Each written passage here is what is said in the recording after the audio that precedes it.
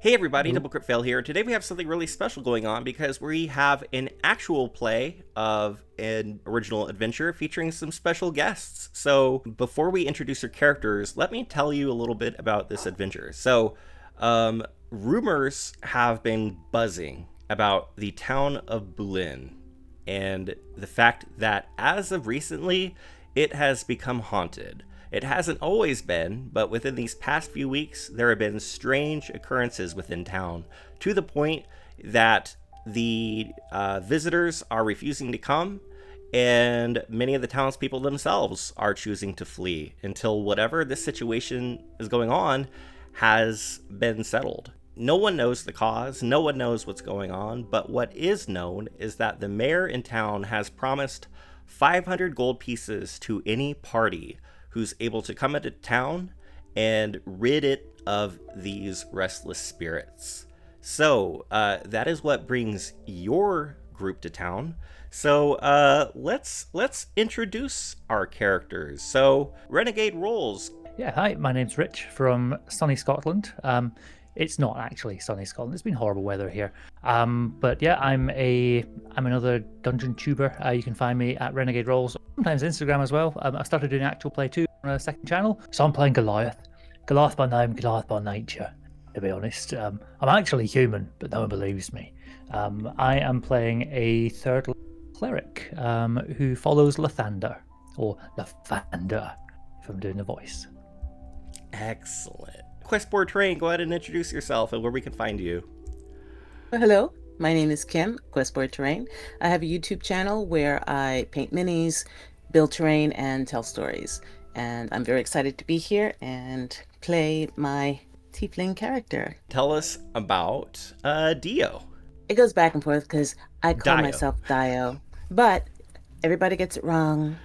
I have made peace with it. I've meditated on that because I am a monk, and I do happen to be a tiefling monk, and I am quite calm most of the time because most of the time I am also quite inebriated.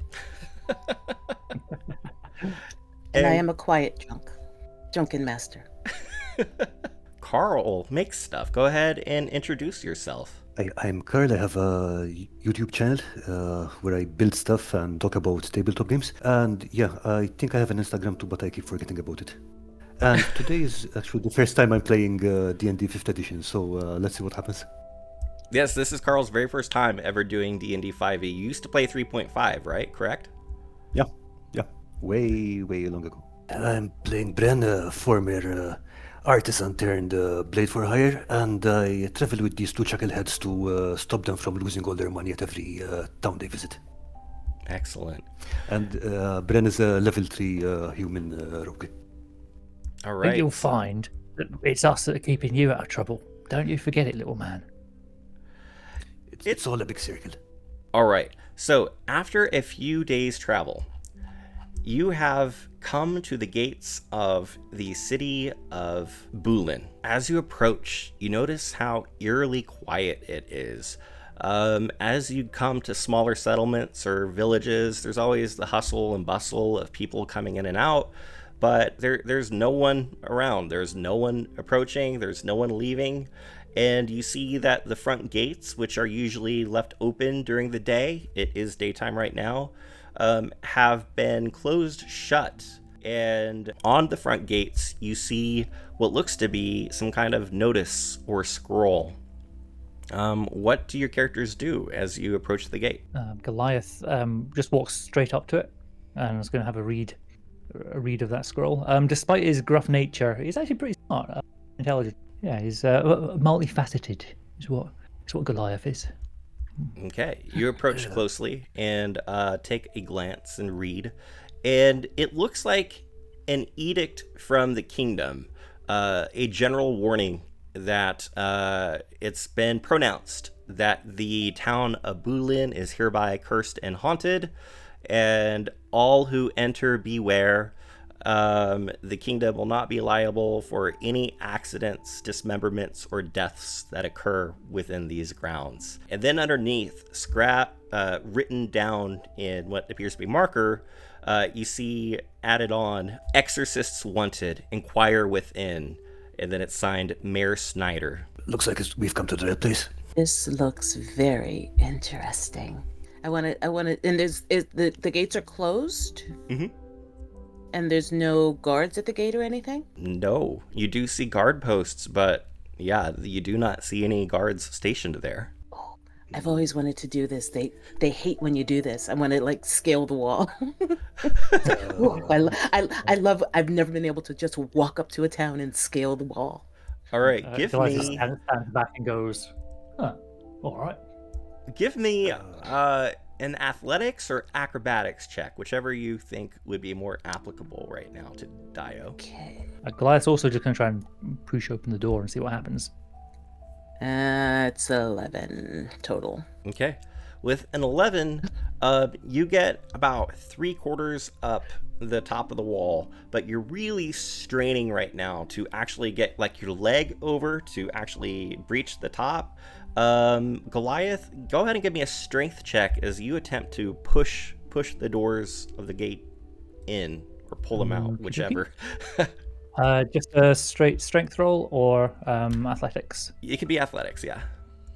Because I'm proficient in that. Mm. Hey, there we are. 22. Ooh. Nice. Dio, it becomes even more difficult right now to hold your gripping because suddenly the walls begin to shake as Goliath just grabs these heavy metal handles from the gate and pulls them open and just the gates I'm like open riding up. the gate. Yeah, Saying, you are. It's part of the gate that you're on. What is Bren doing as he's watching this happen? He's just stroking his beard and looking around to see if any guards show up. And if none show up, he's like, oh, there's so many opportunities here. Roll me a perspective check, Bren. Coming up. Yeah. Meanwhile, Goliath sort of looking up at Dio and just going, God, you never do take the easy way. And that's a 9 total. 9. Yeah, you do not see any kinds of signs of guards. Could be a good thing, could be a bad thing. Now I have to figure out how I'm going to get down from the fence. Dio, you're now stuck near the top, about probably close to 10 feet up in the air. I call down, catch me! I do a swan. I step out of the way. Fine. Fine. This is not the first time this has happened, by the way. It's a fairly... You're right, yeah. a This fairly is routine quite at this point. common. Swan dive, just... Yeah, give me an acrobatics check over there, Dio. Can I help? I'm good. I'm 22.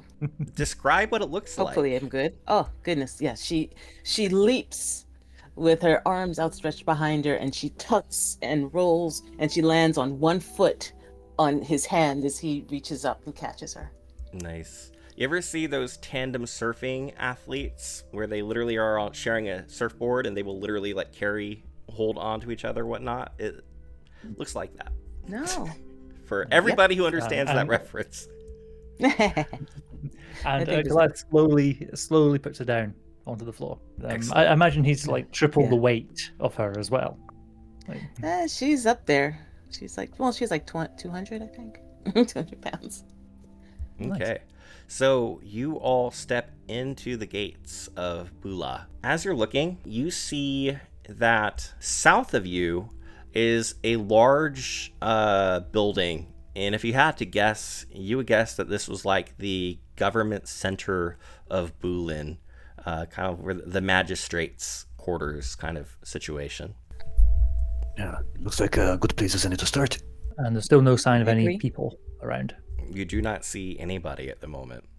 If this was Western, this would be when you would see a tumbleweed. I was gonna ask, do we hear anything or anything like that? It's just Roll like just me, the wind. roll me a perception check, Dio. Okay, no, I'm not that great at that. Oh, okay, not too bad. 22. Okay, you listen, you hear howling wind, and it's almost imperceptible, but very quietly, and you can't tell if it's far away or right next to you. You hear a laugh go. What's so funny? What are you What- talking about? Who's laughing? What's so funny? Did you find Either behind something you. amusing? Have you been drinking again? Yeah. And I would like to cast Augury, please, if I may. Can you describe what that spell does? You receive an omen from an otherworldly entity about the results of a course of action that you plan to take over the next 30 minutes. DM chooses the omen from the omen's table. Okay. What is the question you were asking? So it's quite generic, so let me know if you'd like me to narrow it down a bit, but it's like, I want to be asking, if we go in all guns blazing, how will things go for us? If we use our usual approach, which I imagine for the three of us is pretty gung-ho, we've got the Drunken Master, we've got the Big Goliath, and we've got the Rogue. It doesn't seem like a group that's prone to overthinking and introspection. What do you use to cast it? So as a former soldier, Goliath always has playing cards with him. And so it's something he'll sort of do almost like offhanded. I'll have a deck of cards, maybe like shuffle them a bit. So Gotcha. you flip through the cards and deal them out, and you get Wheel and Woe if you go in guns blazing. Say hello to my two friends, Wheel and Woe. It's one of my second level spell slots, which I will mark off because I'm a good player. If we're going to this house in the south, I'm going to walk around it. Actually, I'm gonna. Well, I was gonna run up to the roof, but I think I'll just walk around it. Okay, and you're just patrolling it to see if there's anything on the perimeter? Anything on the perimeter, any other ways to get in? Yeah, so you look, and there are windows both on the top and bottom floor. All the windows look like the drapes are pulled shut. All the windows are closed. It looks like whoever is in here has bolted themselves in. It's unusual because usually, especially if it's a government office that's open to the public, you would expect there to see people. You'd expect the front doors to be open, something like that. Mm-hmm. But yeah, this building is like locked down. I don't know of any holidays around now. Seems like they're not taking any visitors. Since I'm here, I'll knock Okay. on the And door. While she knocks, can I keep an eye out on the perimeter, see if there's if I can spot anyone looking at us or observing us? Sure. Maybe through a blind Yeah. or something. Roll me another perception check. Yeah, you're That's a looking 17. around, and it's eerie that this place appears to be so dead. Dio, as you're knocking, it's just like this loud, booming, thunderous boom, boom, boom. And for a moment, there's no response. But then you hear kind of a tattering as someone rushes over from the opposite side, from inside. And there's like a little slot, like a little mail slot on the big oak door, and it slides open. And you see a set of eyes, and you catch just like a little bit of like a red beard underneath a bulbous nose. The voice says, "Yes?" Well, hello. We're here to visit your lovely town, but it seems like nothing's open. You see the eyes like glance at you, glance left, glance to the right, like catch all of you in, and say, "You're one of the ghosts, aren't you? You're trying to trick me and let you in." I don't think so. We did wake up this morning, didn't we? I believe we did. Yeah. Yeah, no, we're not. So- We're not ghosts. But did you wake up alive or dead? I'm pretty Well, sure I woke up alive. Yeah, I've been drinking most of the morning, so I think I'm alive. Yeah, I mean, the only spirits around here are the ones in us. Dio, would you That's- please roll that's me good. a persuasion check? Ooh, that's not good. Ooh, that is Ooh. good. You Ooh, rolled okay, a that's an 18. 18. Oh, that's with the -1 That's fine. penalty. Yeah. Okay. He says, "Now that you mention it, I do smell your breath from here. You have been drinking. I don't think ghosts drink." Mm-mm. One Not moment. that we know of, no. And then you hear a series of locks unhatch, and then like a door cracks open, and you see a dwarf's head kind of like stick out. And he looks around, looks at you, and he says, "Come in then." And he invites you inside. Then we head inside. Goliath ducks under the door. So you step inside, okay. and you're at the front entrance of this lobby. You see like an area for a greeter's desk, and you see like a few tables for like a waiting area. And this dwarf, he says, "I'm Mayor Snyder, and seeing that you are the first to have entered our town in quite a while, I assume maybe you are here to help with our problem? Is that the problem that you posted a reward about? Yes, Then the yes, we are. haunting, the curse. My friend finds it often helps to be specific. If we say, yeah, we're here to fix your problem, then suddenly it's Muggins here, halfway up a tree, rescuing someone. So, Yeah. we do like to ask specifically, as mercenaries for hire, exactly what we're being hired for. Well, our town, Boolin, has always been peaceful and welcoming. It's a trader's town, and people are free to come and go as they wish, but as of 2 weeks ago, we have had strange occurrences within this town. It seems like every day something awful happens. I mean, just in the past 3 days alone, Miss Needleberry, her farm, all of her crops were destroyed, and someone let out her animals, and as far as I know, they're still wandering free. Foreign, our blacksmith, his furnace exploded and set half his house on fire.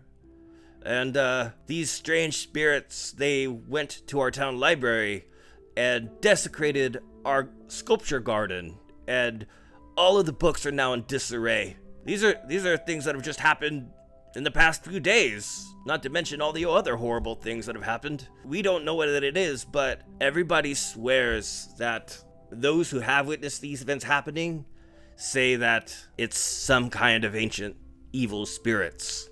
My friend, you should be delighted. You should have the happiest of smiles on your face. Because the places I've been, the things I've seen, when the undead are on the rise, and you're worried about blacksmiths' forges and farms going awry, or the sculptures being a bit of a mess, well, they'd be the least of your worries. So, if there are undead here as you claim, they sound more like little mischievous scamps rather than the hordes of undead coming to take you down to the hells beneath. I'll say a prayer for you, I will, God Lathander. He'll light my way, and don't be trifling with us. Well, my friend brightens up your day. Can you give us some more specifics? Why do people say these are ancient spirits? Maybe go to one of the places that have recently been haunted and go find out for yourselves. Maybe take a witness statement. Maybe they can give you some kind of path forward, help you uncover more information. As for me, I'm staying locked in here nice and tight until I know this town is safe. I walk up to him and say, have you seen anything yourself, or are you just going by hearsay? Oh, I've seen loads of the ghosts. They're all over. And if you want, you can roll me an insight. Everyone? I do want. Anybody else who wishes to. Yeah. Okay. I'd love to, yes. Okay, go for it. My eyes are like crossed. I'm like,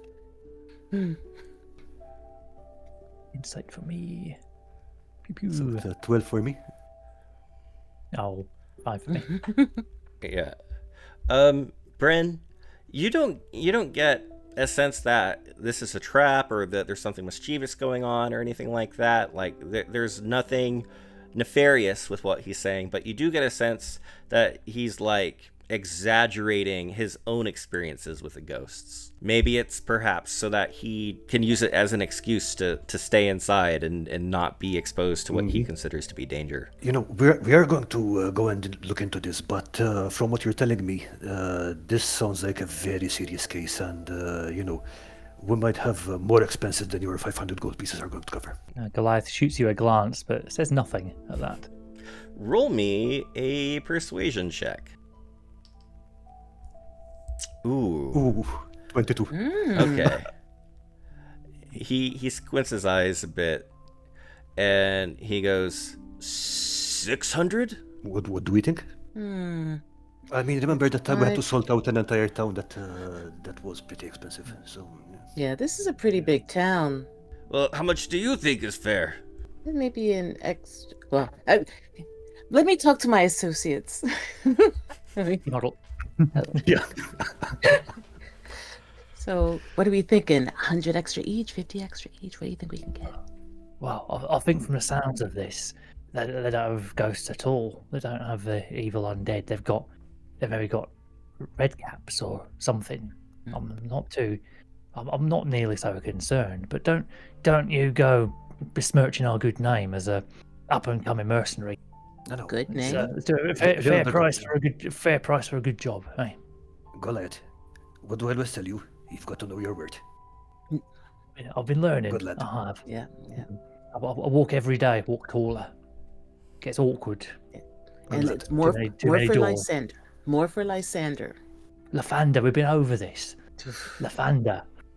Lagrange, Lysol, whatever. Oh, no, you'll learn. You'll gain in wisdom. So, Okay. and we realise that we've been now procrastinating, and You see Mayor Snyder kind of like peeking over, trying to listen into your conversation. So, shall we go for 700? Maybe let him bargain down to 650, make him feel better. I'm with that. Okay. Yep. Glad nods. Yeah, I think between supplies and work, I think it's 650 coin job. 650? Deal. Run. And he sticks out his hand, Bren, to shake your hand. I spit on my hand and shake his hand. He looks disgusted. He kind of like wipes it on his shirt. All right, well, as I said, you might want to start by checking out one of the recent hauntings. Again, there's Foreign the blacksmith, there's Miss Needleberry the halfling, and there's Marin the librarian. Maybe if you go to one of those places, you can try to find some clues. All right, sounds good. Shall we then, compatriots? Yes, onwards. I think we will. There aren't any haunted taverns in this town? We do have a tavern. We'll be sure to inspect it just in Yeah, case. just there are lots of ghosts in taverns. Lots of things happen there. Well, you are the Right.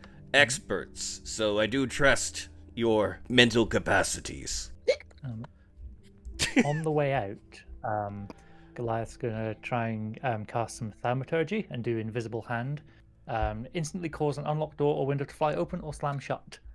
So sort of as he's about to put his hand on it, it just thunk and closes again. You hear a high-pitched woman scream, but you didn't see any woman in there. That was very likely Mayor Snyder himself with just a very high-pitched scream out in alarm.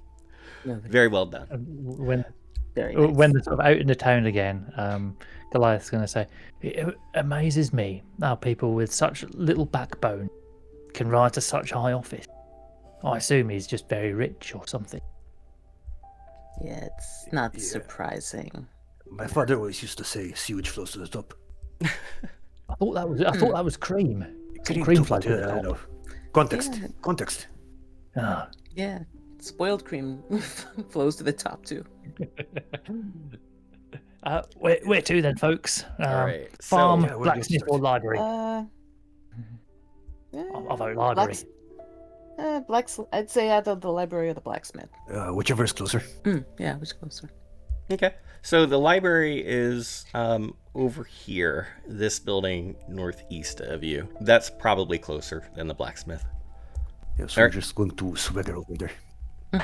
Okay, so you head on over that way, northeast in town. As you're walking through town, it's so eerily quiet. Like, it's weird because this town doesn't look like it's in disrepair or abandoned or anything like that. It looks like a nice, comfortable town, but there's just, like, no one around. Every window you see is shut tightly with curtains drawn. Every door looks like slammed shut. It's like a nice day out. People should be out, and yet here you are. As you approach the library, you see, as you're approaching, your first person who's actually out and about. And they're over here, an elf. Perhaps a drow. And they seem to be collecting chunks of statues, like an arm here, a head here, like a torso over there. And yeah, they're just kind of like trying their best to arrange them into correct piles. I'm going to pick up part of a statue and... Hello, friend. Need a hand? Or a foot? Do you need a foot? Oh, yes, actually. I'm actually surprised to see anyone out. Everyone else is afraid of the spirits and refuses to do anything. They all are locked away at home. Meanwhile, I'm trying to clean up this mess that's been made. What happened here? Well, it happened yesterday, actually. I was in the library and I had just finished reading up on the history of Tiamat, and I heard this strange laugh. It was coming from outside. I looked out the window, and the statues seemed to be dancing to and fro. And I thought to myself, that's weird. But then one fell over, and it knocked against the next one, and it knocked against the next one, and suddenly all of the statues had fallen and cracked and smashed, and our priceless statues of our town founders, they've all been destroyed.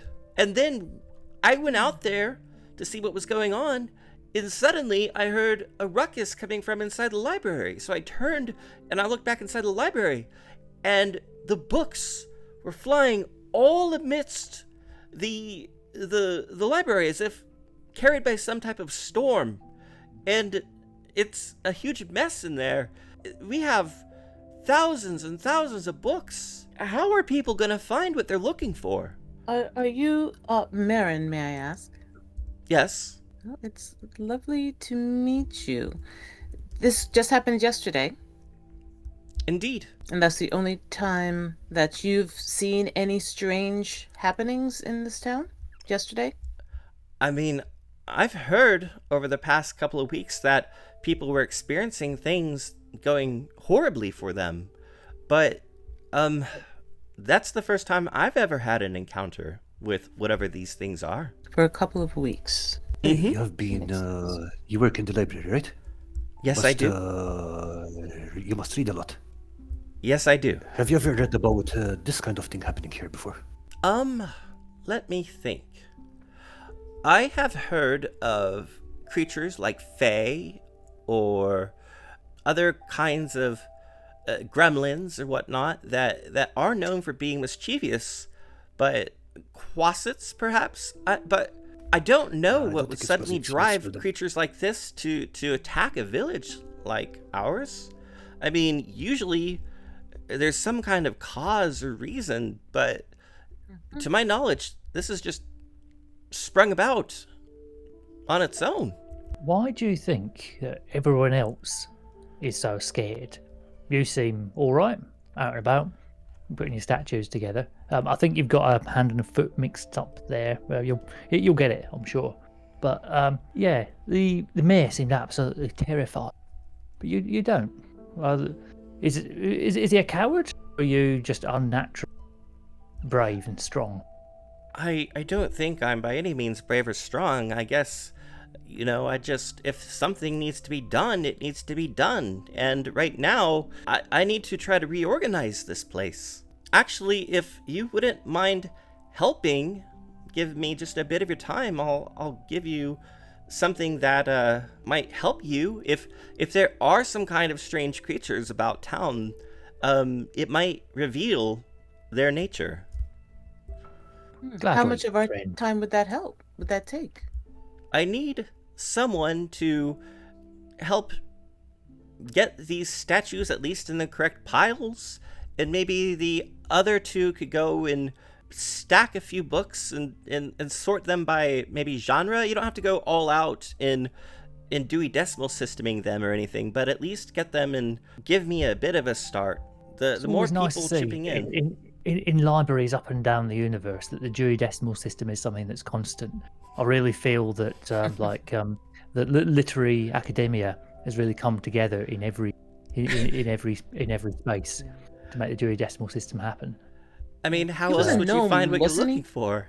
Thank goodness for Dewey. Sounds like a gnome. Was he a gnome? Dewey sounds like a gnome name. Maybe I do believe he was, actually, now that you mention it. So yeah, I'm not much of a reader, so I leave that the library sorting to you guys. Now, sorting out body parts, that's more my thing. Yeah, I'll go in. Goliath had mentioned to Dio as well. Says, I knew it. I bloody knew it. Oh yeah, let's clear out all the ghosts and things. And what do? We end up doing all this extra stuff as well. Oh, I don't know. Well, one day we'll have a mission and we'll do it, and it'll be great. It's not today, is it? Come on, help me with these. She sort of sits down in the corner, and there's something with a lot of pictures in it. And she starts flipping through it. Um, Like she's intelligent, but she really likes pretty pictures. Bren, what is your system or method that you're doing here as you are sorting through these statue body parts? Kind of like, how are you determining what goes where? Okay, so it's a really complicated system, but basically, so if they've got the same amount of pigeon poop on them, they go in the same pile. And I try to avoid having like 3 hands in one pile. So no, every pile should have 2 hands and 2 feet and 1 head and a reasonably similar amount of body. Okay, great. Roll me a perception check then, as you're taking a look at pigeon poop and it's sorting through, making sure everybody has the correct number of limbs. No, it's a nat 1. Oh, not Yes. one. Oh, yeah. Describe how this looks and why it's not working out well at all. So Bren picks up a chunk of marble, looks at it, tries to understand part of the statue it should be. Since he can't make heads or tails of it, he just keeps putting them in the same pile and ends up with, if there were 7 statues, now he's ended up with about 9 piles. He'd be very confident in himself, though. Very confident he's got it right. Merritt looks over and says, It seems like you've constructed some kind of abomination, perhaps some kind of false hydra or something. Each person in town only is supposed to have 1 head. Let's hope your friends inside are doing better. Cutting to inside. Goliath No, you don't understand. Dio. What system are you using right now as you're sorting through these books? Well, if they're non-fiction, clearly do a decimal system, no doubt about that. If they're fictional, it's by genre. Dio, Or how about you? if they're pretty pictures, they go over here.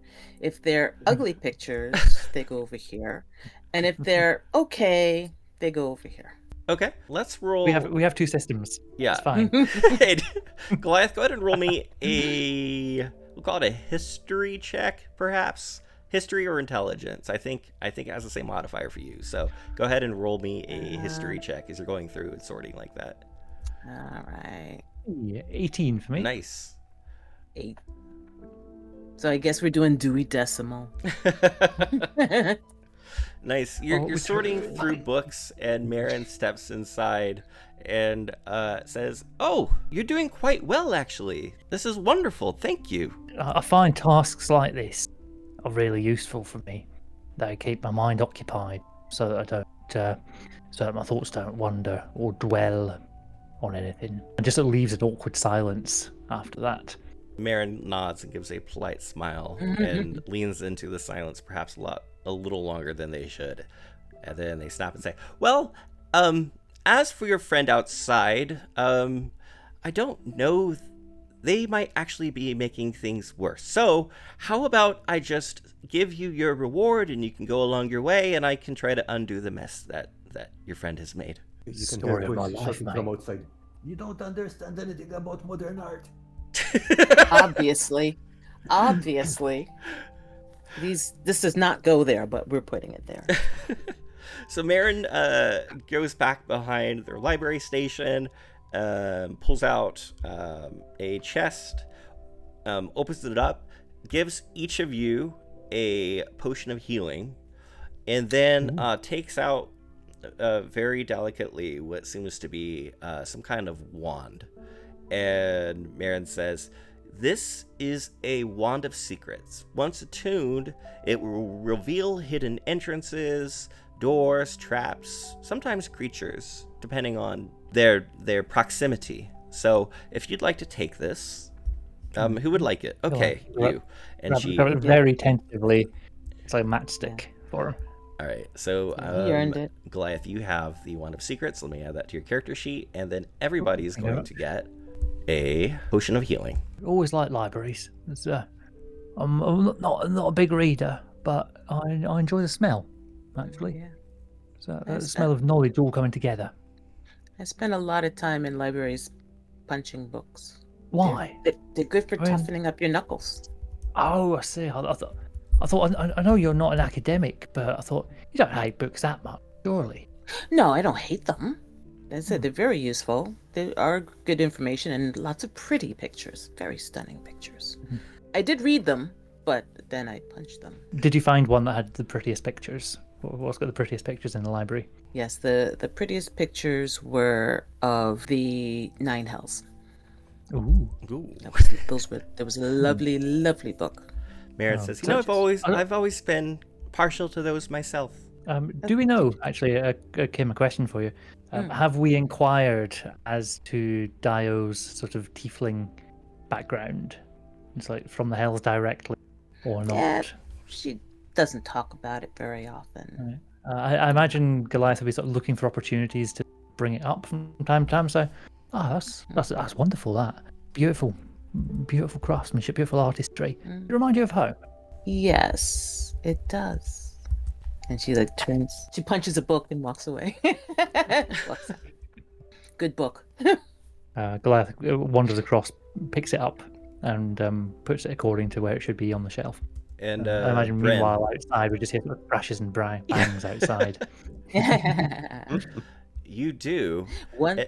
And Bryn, actually, as what are you doing currently outside, or did you step inside? What's Bryn doing? I think he's starting to enjoy this, so he's putting the finishing touches on a three-headed aggregate of stone pieces. They're beautiful. As you're just putting on the finishing touches, you hear a man scream somewhere from the end of the street. And as you look, you see someone just like arms outstretched, turning their head behind them, rushing down the street as fast as they can go. And they say, "It's the ghosts!" Ooh, And I they're- follow to the others and and go have a look. Yeah, from inside you hear him yell too, whoever this Okay. man is yelling. Goliath says, "At Yep. bloody last, right? Yep, we go Shall we?" running. Yeah, he's still running, like pumping his arms as hard as he can. As you step Oi, on the street, oi, he just friend, he's not friend, even looking, friend. just bam, runs into your chest, falls prone, knocked down, and looks up at you. And like you just see this look of fright. He's stark white. All the blood has like drained from his face. He's so afraid. Oh, I was going to pull him up, but I'll say, I'll let you sit for a sec. What have you seen, friend? There, and pulled out a mace, ready to, and looking down the road to see what I can see. It's my tavern. I was just sitting there, and suddenly drinks were flying all across, and tables were being tossed there and about, and I heard this evil demonic laugh. It's gotta be the spirits, the ghosts, the curse. It's happening right now in my tavern. Help! Dio yeah. pushes through. Yeah, I turn to Dio. Drink? Yeah. Drink. She doesn't even say anything. She's like, she goes right up to him. To the tavern! Where is this horrible thing happening? Tell me right now. What's your name, too? Oh, my name's Foreign. I'm the tavern keeper. It's just at the end of the street. At the end of the road. He points, and you see a building there at the end of this at the street, kind of at the square. And I say, we'll go and take a look. Free drinks, right? If you can get rid of those ghosts, of course. We rush Any in other- there. We run. Yeah, we'll race. As the two of them go, Goliath helps Foreign up and says, "What you've just done there is you have just created the most committed, the most dedicated ghost vanquishing team that you ever did see. We can reliably say the ghosts will be gone. Also, the entire contents." I think we know what he said. Yeah. It's like the entire content. Harsh, but And- accurate. Yeah, and then it props him up against one of these deformed statues and then jogs off after the others, sort of mace in hand. He looks back for a split second and then just begins continuing running, presumably to the exit of town, as the rest of you march forward to this tavern. I want to roll a opposed check between Bren and Dio just to see who arrives at the tavern first. Okay, what should we roll? Yes. What modifier? Or Athletics. any modifier? Oh, Athletics. roll me athletics check. Okay. That's 16 for me. 5. Bren, yeah, you outrace Dio. Dio, maybe you're a little still slightly can I- inebriated from your morning drinking. I was gonna try to use my dash, but I'm not. But I'm not gonna use. I'm not gonna use a focus point for that to get to the tavern first. Can't think of a better use. Okay, swapping maps. So you reach the outside of a tavern, and the doors are still like wide open from where this guy sprung out. He just like ran out as fast as he could. This is where he just smashed open his doors and ran out. So Bren, you get there first. If you like to, Bren. Man, I'm having Bren roll a whole ton of perception checks. But go ahead and roll me another. Well, it came good though. So far, Yeah, it's coming worked up. out. That's 17. 17, very good. As you're running forward, you do hear the sounds of furniture smashing and glass breaking, but as you begin like actually approaching the front of the tavern, you hear just very quietly like a shh, and then it goes silent.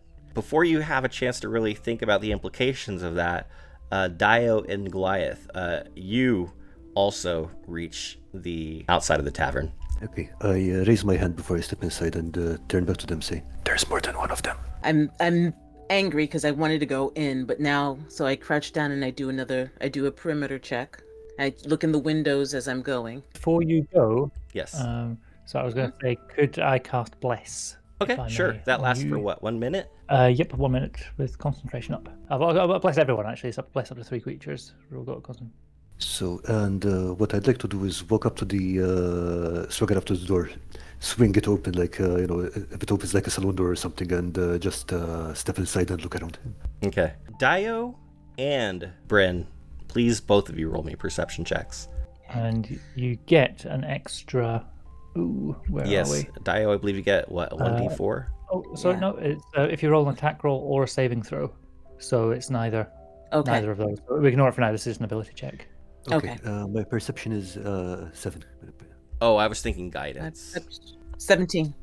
Bren, as you step in, you see smashed furniture Wait. all about, glass broken, stuff like that. Dio, you check out the window before you step inside, as you mentioned, and you catch over on the far side of the room, kind of on the opposite side of the bar, you catch what looks like 2 children's faces. And as soon as you see them, they duck their heads behind the bar. Am I outside the window behind the bar, or do I see them through the door? There is a window that would have been like over in this area, that if you were checking out the perimeter, you might have seen them from that angle. I do want to communicate that I think I probably would have seen it from outside because I was walking around, so I probably would have seen them from behind. Oh, Brent is inside, right? He's already inside? Yeah. Would he be able to, if he can see me at the window, I would motion to him to let him know that they're behind there. Something's behind here. So Dio is outside the bar, and Dio, you caught these 2 children's faces like right around here, and you saw them both then duck behind the bar, so you don't see them currently. And then Dio, you see Bren walking in. Bren, you're looking at the smashed furniture and whatnot, and then you catch movement from over at the far side of the bar. Outside the window, you see Dio like waving and pointing toward like this direction in the bar. Okay, I'll try to avoid giving any sign that I've seen the direction she's pointing in. Goliath, what are you doing outside? Just about to follow Bren in, actually. But I imagine as a well-seasoned adventuring party, we've got a bit of a order of operations for this. And so seeing, like, I don't know if Bren signed back that I could see something. But, yeah, we'd probably be on the verge of coming in, especially if there's noise that stopped. He'd be sort of getting prepared and ready for whatever's inside. So, Bren, what are you doing? Okay, so I'm getting my short sword out and tapping it on things as I casually walk around the perimeter of the bar, going over this way. And as Goliath comes in, I just make a nod with my head towards the side of the building that Dio was pointing at. And Goliath sort of ducks under the sort of lintel of the door. Still doesn't entirely duck under it, still bashes his head a little. And Dio, what are you doing now that you're seeing both of them begin to peruse inside? So there's windows here. And is there another back entrance like a little bit north, or is this like I'm assuming that they're gonna flush them toward me, so I want to be here either at the window or at whatever exit they might go out of. Okay, yeah, you circle the rest of the bar and you find that there are no other doors. The only entrance or exit seems like it's the one up front. And you also don't see any windows that appear like they're open either. Okay. I'm going to remain where I am at the windows, because if they're going in, they're going to try to escape, and if they can't get out, then I'll go through the window, but I'm assuming they might try to get out through the window. Okay. And Goliath, has Goliath seen any of this, or seen the two figures at the bar? I'm guessing not. And you have not. Whoever these two kids were, they are now hidden. Okay. Goliath gets out the Wand of Secrets, that kind of size. Looks at Bren. Just seems sort of glean more about what's maybe going on, and yeah, he's going to walk it. Actually, he's going to walk into the middle of the room, and then rather than casting anything, he's going to say quite loudly, "Right, in my hand, I've got a wand of explosions. I don't want to set this off. It could be absolutely deadly. Might bring this whole place down. But if you don't show yourself, then that's what's going to happen. All right?"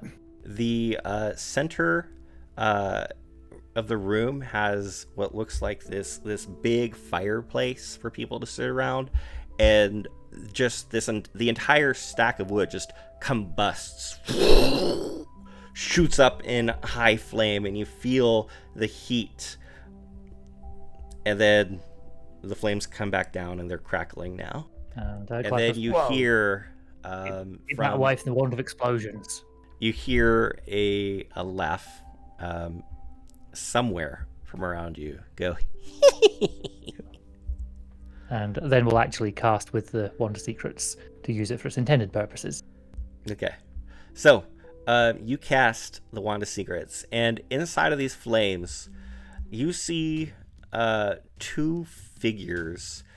They look like they are actually on fire themselves, and they seem to be covered in this flame material, and they're holding balls of flames in their hands, and they've got like this mischievous grin on their face. And the only other thing you notice distinguished about whatever these things are is they have a set of protruding bunny-like ears. You also hear a loud roar, just, and it's coming from this bearskin rug, and the rug suddenly lifts up and stands, and about the size of an actual brown bear is another one of these strange creatures.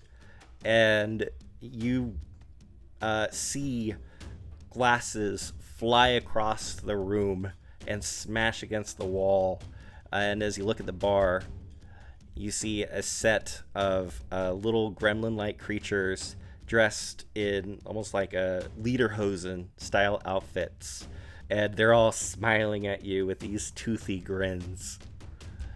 And you hear one of the bartenders look at you and say, "Boolala." Roll for initiative. Hey. Are they in that same art style, like comparatively? I'm picturing it's all over a bit of Roger Rabbit just now. Where the wild things are. Yeah, I'm sort of seeing these sort of strange rabbity people. I've got something Very about cool. That. got something about initiative, it said. Yeah, so on your character sheet, just go ahead and click where it says the roll initiative button. And let's see, Dio, you say you have a feature that might... Yeah, there's something that said something about initiative, so... Oh. It's like I clicked. Okay, let me... that was the bad guys rolling. Oh, okay. Dio, so I don't know. Oh, wait. There you go. Oh, that's where the roll is. Okay, cool. Awesome. 17 plus 3 should be 20. Yep, 20. Very good. All right, so at the top of the order, it looks like these Boolalas are up first, and they have these glasses, and they each of them throws this glass at Goliath. So here is the first glass thrown at you. Cool. AC's 15, by the way. Okay, that is a miss. Just AC's barely 15. misses. Yeah. And then the second Dodges glass the from side the other creature. Faster than you think. Ooh, that one looks like That's a it hit. is going to hit, and it strikes you for 5 damage. Cool. I'm going to use my reaction to cast Storm's Thunder, which is part of my giant ancestry, which I'm not sure if I'm denying or not. But when you take damage from a creature within 60 feet, you can take a reaction to deal 1d8 thunder damage to that creature. I don't think that's in Foundry, so I'll roll it. Yeah, just go ahead and roll me your d8, and we will apply that damage. And that was to the bottom one. One damage. But I picture it's now smashed every single huge boom of just a storm out of nowhere. It looked cool. It looked amazing. Yeah. Okay. And I think Goliath doesn't do that very often. You guys might not really see that happen much. It's a part of his sort of ancestry he's either denying or... There's a whole story arc brewing there. It really is. How long have we got, John? How long can we string this out? Dio, you are up. Well, I see that, and I am not amused. So I am going to crash through the window. I'm going to give myself a little bit of room, and I'm going to cover and tuck and roll through the window to try to get to the two that are right behind the bar. Okay.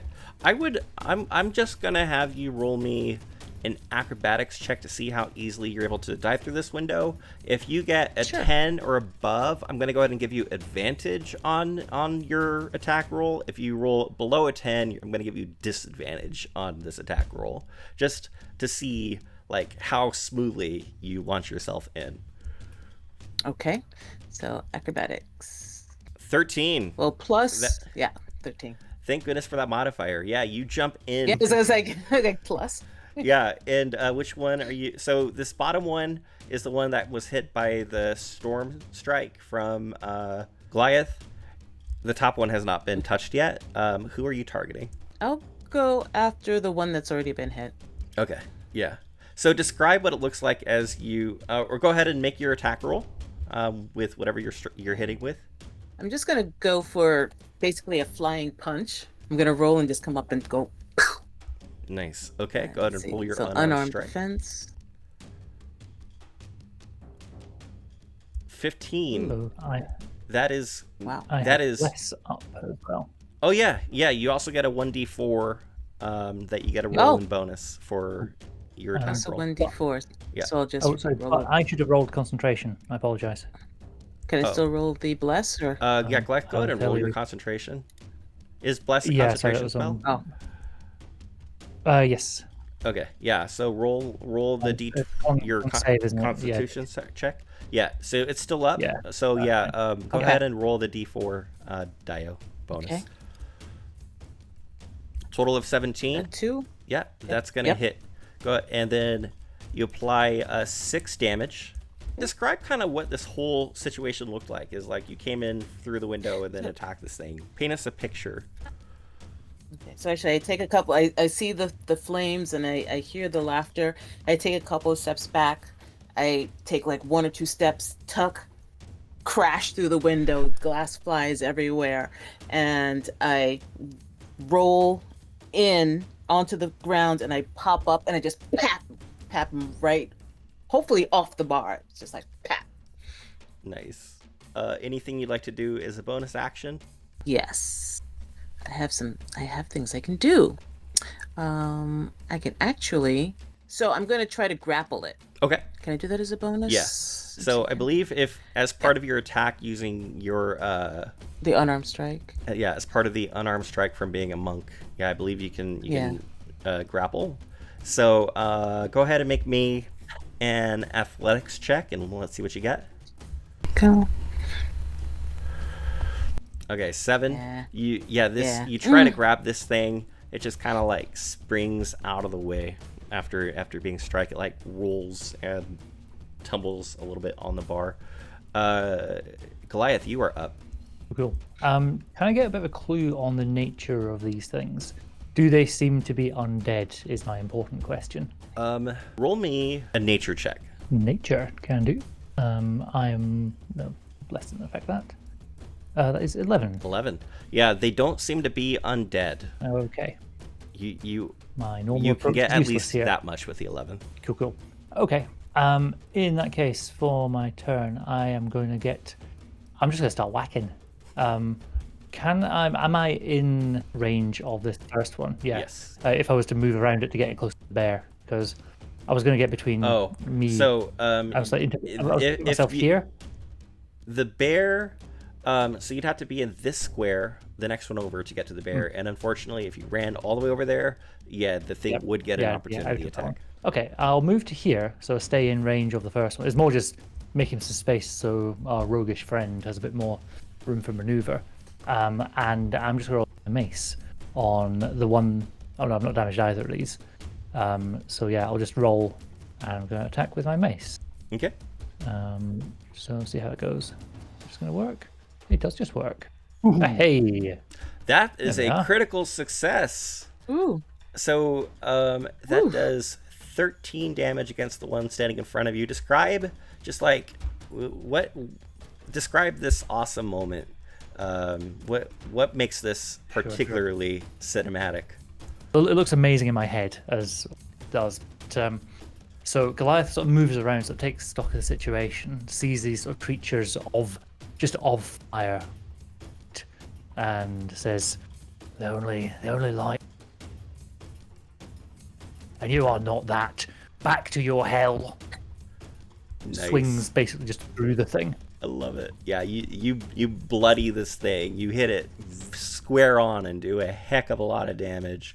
It is gravely wounded by that strike. Nice. Okay. This bonus actions as well. Oh, sorry, bonus action. You've got those.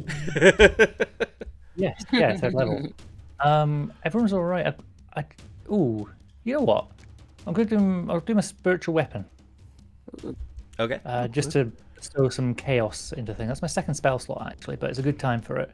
I'd like to cast it right in front of the bear, please. Okay. Just to provide a bit of a block. I don't know how well that's going to work in Foundry. Let me ask you, what is the shape of your spiritual weapon?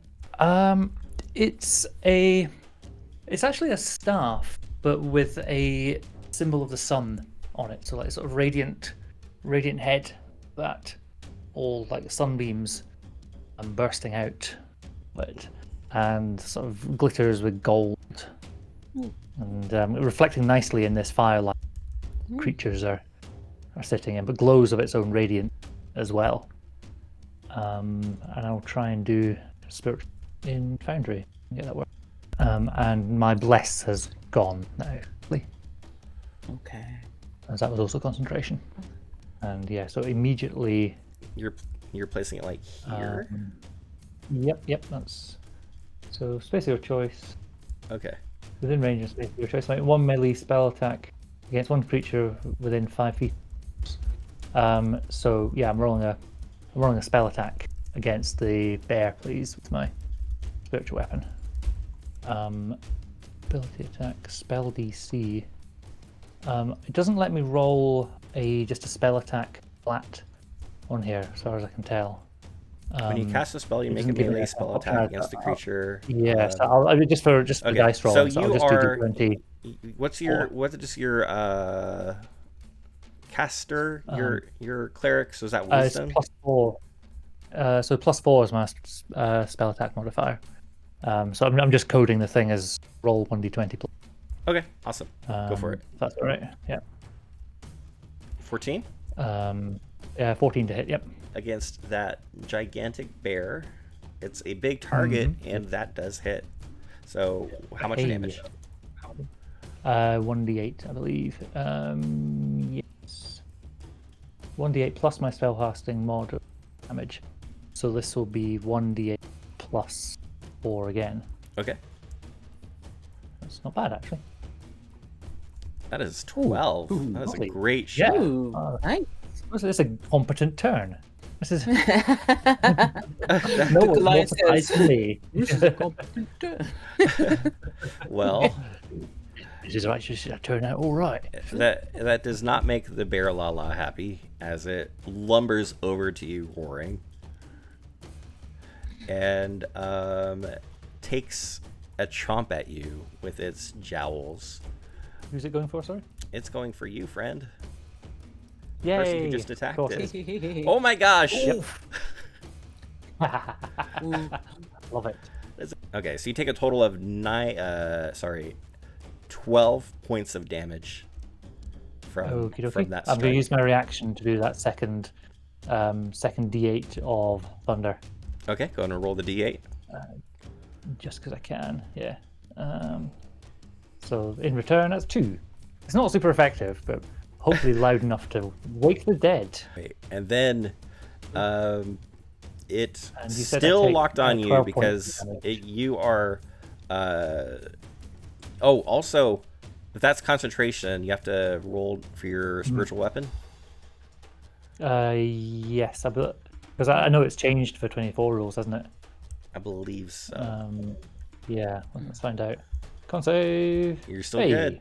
16. Yeah, and then it takes a second swipe, this time with its claws. And it does not do critical damage this time, but it looks like it still strikes you for an additional 4. Ouch. I'm Yeah. on 6 hit points, everyone. This is going great. Ooh, Always fun when the cleric goes down. Yeah, yeah, right. Healing potion. it's fine. It's all fine. Okay, Good job. I've got potion healing. all right. Now one of these creatures in the center of the room shoots, or it rushes off of this fireplace area, and it shoots just this blast of fire toward Bren. Bren, please make me a dex save. Coming up. That's 16. That is enough. Yeah, so you dodge out of the majority of this flame. So instead of taking this 5 damage, you reduce it down to half, down to 2. So you take 2 points of fire damage from this creature's breath. And it's now your turn to act. Sorry, did I lose 2 or 3? Sorry. You lose a total of 2. Okay. Okay, so first things first, I would like to attack the bear fufu, or bear lala, or whatever it is. Okay. Boolalas. Okay, and I'm guessing I get sneak attack because Goliath is within 5, yeah? Okay. Yeah, so if you strike, you'll also do additional sneak attack damage. So first make the attack itself. Okay, and I would like to use luck on this to get the advantage. Okay, awesome. Okay, so roll think I used luck, roll so, one more, roll it again for your advantage. Oh my gosh. Oh, come on! Oh, 4. Seriously? Wow, 3 and a 4. Yeah, you unfortunately whiff this attack with your short sword. Is there anything you'd like to do with your bonus action? Okay, what I would like to do is I'm going to use cunning action to disengage and try to distract the thing away from Goliath. Okay, so you are moving away. Yep. And one of these fire creatures hops down from the mantle and chases after you, and it also is going to use its fire breath on you. and I've used my reaction already, so I don't get anything for that. Okay, so roll me another dex save. This 12 time I got a 12. is going to be good enough. So again, this thing isn't able to hit you completely. You do dodge out of some of the blast radius, taking that 7 damage down to 3. And we are now, I believe, back to the top of the order. So we're going towards these Boolala things. Turns towards you and strikes at you with its claws. Okay. That is a 21 against you. So you take... Okay, yep. Rolling the damage real quick. You take 6 points of damage. Slashing. Okay, and I can deflect attacks, right? At the time of the attack, I guess. When an attack roll hits you and its damage includes bludgeoning, piercing, or slashing. I'm assuming that's bludgeoning. Yep, this is slashing. It's slashing? Sorry. You can take no problem. You can take a reaction to reduce the attack's total damage against you. The reduction equals 1d10 plus my dex modifier. Nice. Okay. So roll 1d10 plus your dex is 3. So it's going to be 1d10 plus 3. So if you just want to roll the d10, we can add that in. So 6. So 6. So you reduce it down to 0. Woohoo! Describe Oh wait, that. I think there's something about that. Hold on. What does this look like? It's like, if I reduce it to 0, I can extend the focus point to redirect some of the attack's force. If I do so, I can choose a creature I can see within 5 feet of myself if the attack was a melee attack. Does this mean that I can deflect that attack onto the other Boolala? So I kind of moved you into the position of where you were. I didn't really let you move to where you were, so we could say that you were standing here where you're within melee range of both of them. So yeah, you can direct it at the other Boolala. Okay. So yeah, how does the redirecting of the damage work? So as it comes at me, I trap its wrist and I spin it all the way around. Hold on. Can't spin because I'll spin it all. It's commitment to the bit. Loving that. That was a lot. Does it take the full 6 points? Yeah, that's what I want. I want it to go right into the other one. Like nice. Wow. Slash right into it. Very good hit. Cute. Now the other one, seeing that it's slashed, it kind of like begins chirping angrily at the one that struck it, and then if someone were to speak whatever kind of language Fae they speak or whatever it is, it turns towards you and say, "Let me show you how it's done," and then it takes a swipe with its claws at you. So 19 is going to hit. Look at me. Yeah. Okay. So you take 7 slashing damage. Okay. I'll take it. Okay. Dio, you're up, though. Not... It is now your turn. So the one that... So they're both up. Can I tell which one is harmed more? They're both pretty harmed. They're both bloodied. So... Okay. Yeah. You can't tell. They both look like they're almost the same as far as damage goes. Okay. Because I want to get past them. I want to get it's like you all are annoying. you are harshing my buzz. So I am going to I want to grab both of them and just sort of like that's what I want to do. Is there any way that I can just grab both of them and knock their heads together? That's what I really want to do. But I don't know if I can. So, the one that's right in front of me. So here's what I'll do.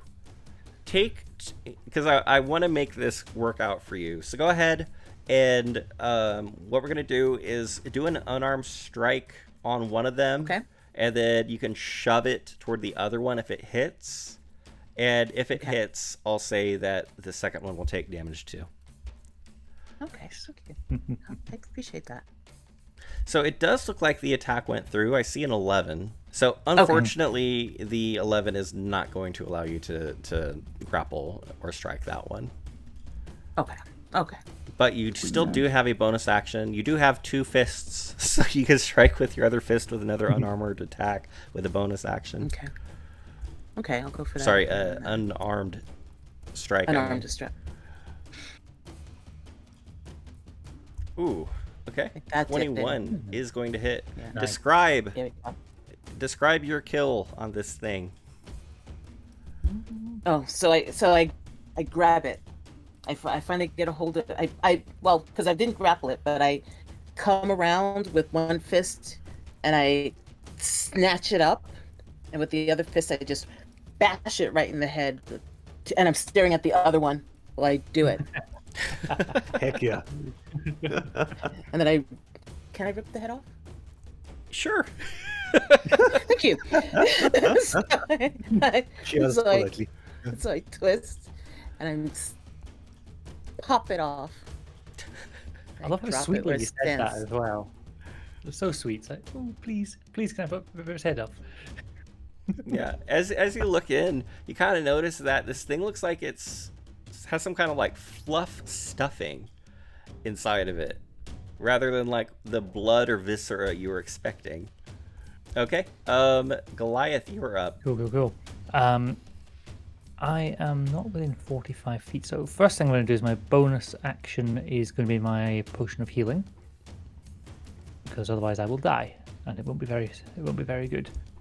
So I think does it let me do it in? Oh, it does. Sweet. Ooh. So So you it's heal for 8 8. points. That's great. Yep. So puts me up to 14 again, which isn't fantastic, but it's all right. And then looking around, this fire beastie, it's looking pretty damaged. It's looking Yes. almost deaded, pretty much. Is that fair? It's bloodied at least. Cool. Yeah, I'm gonna try give it another whacking with me, and hope that the bear thing doesn't come whacking me. Roll hit with my mace. I get nice 17 to hit for 6 points of damage. Oh gosh. Okay. So, you strike this thing, and what does so you smack this thing with your mace, and you just destroy it. And as you strike it, it emits an explosion as it has this death Hey. burst. Great. Please make me a dex save. That's not my specialty. Let me see. Dex save. Dex saving throw +0. 3. Oof. Oh my gosh. I'm so sorry, Goliath. You take 8 points of damage from this thing as it explodes. Lovely. Hey, easy come, easy go. It's all good. Back to 6. Brilliant. But hey, Oh, at and I've least got you and drank concentration it, check. because Yeah. that would have, had you not healed yourself, that would have taken you down. And the concentration check for which weapon, I get 10. You're which good? Is yep. It looked very, very cool. I imagine sort of picture sort of Goliath almost like realizing it is going to mace, shield in one hand, mace it. Back to your false fire with you. This thing, it explodes as it dies. Nice.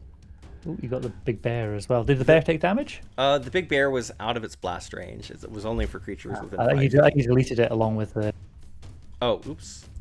I'm very nice and kind, everyone. By the way, I'm a delight to the player, and I think I should get inspiration more often. You know what?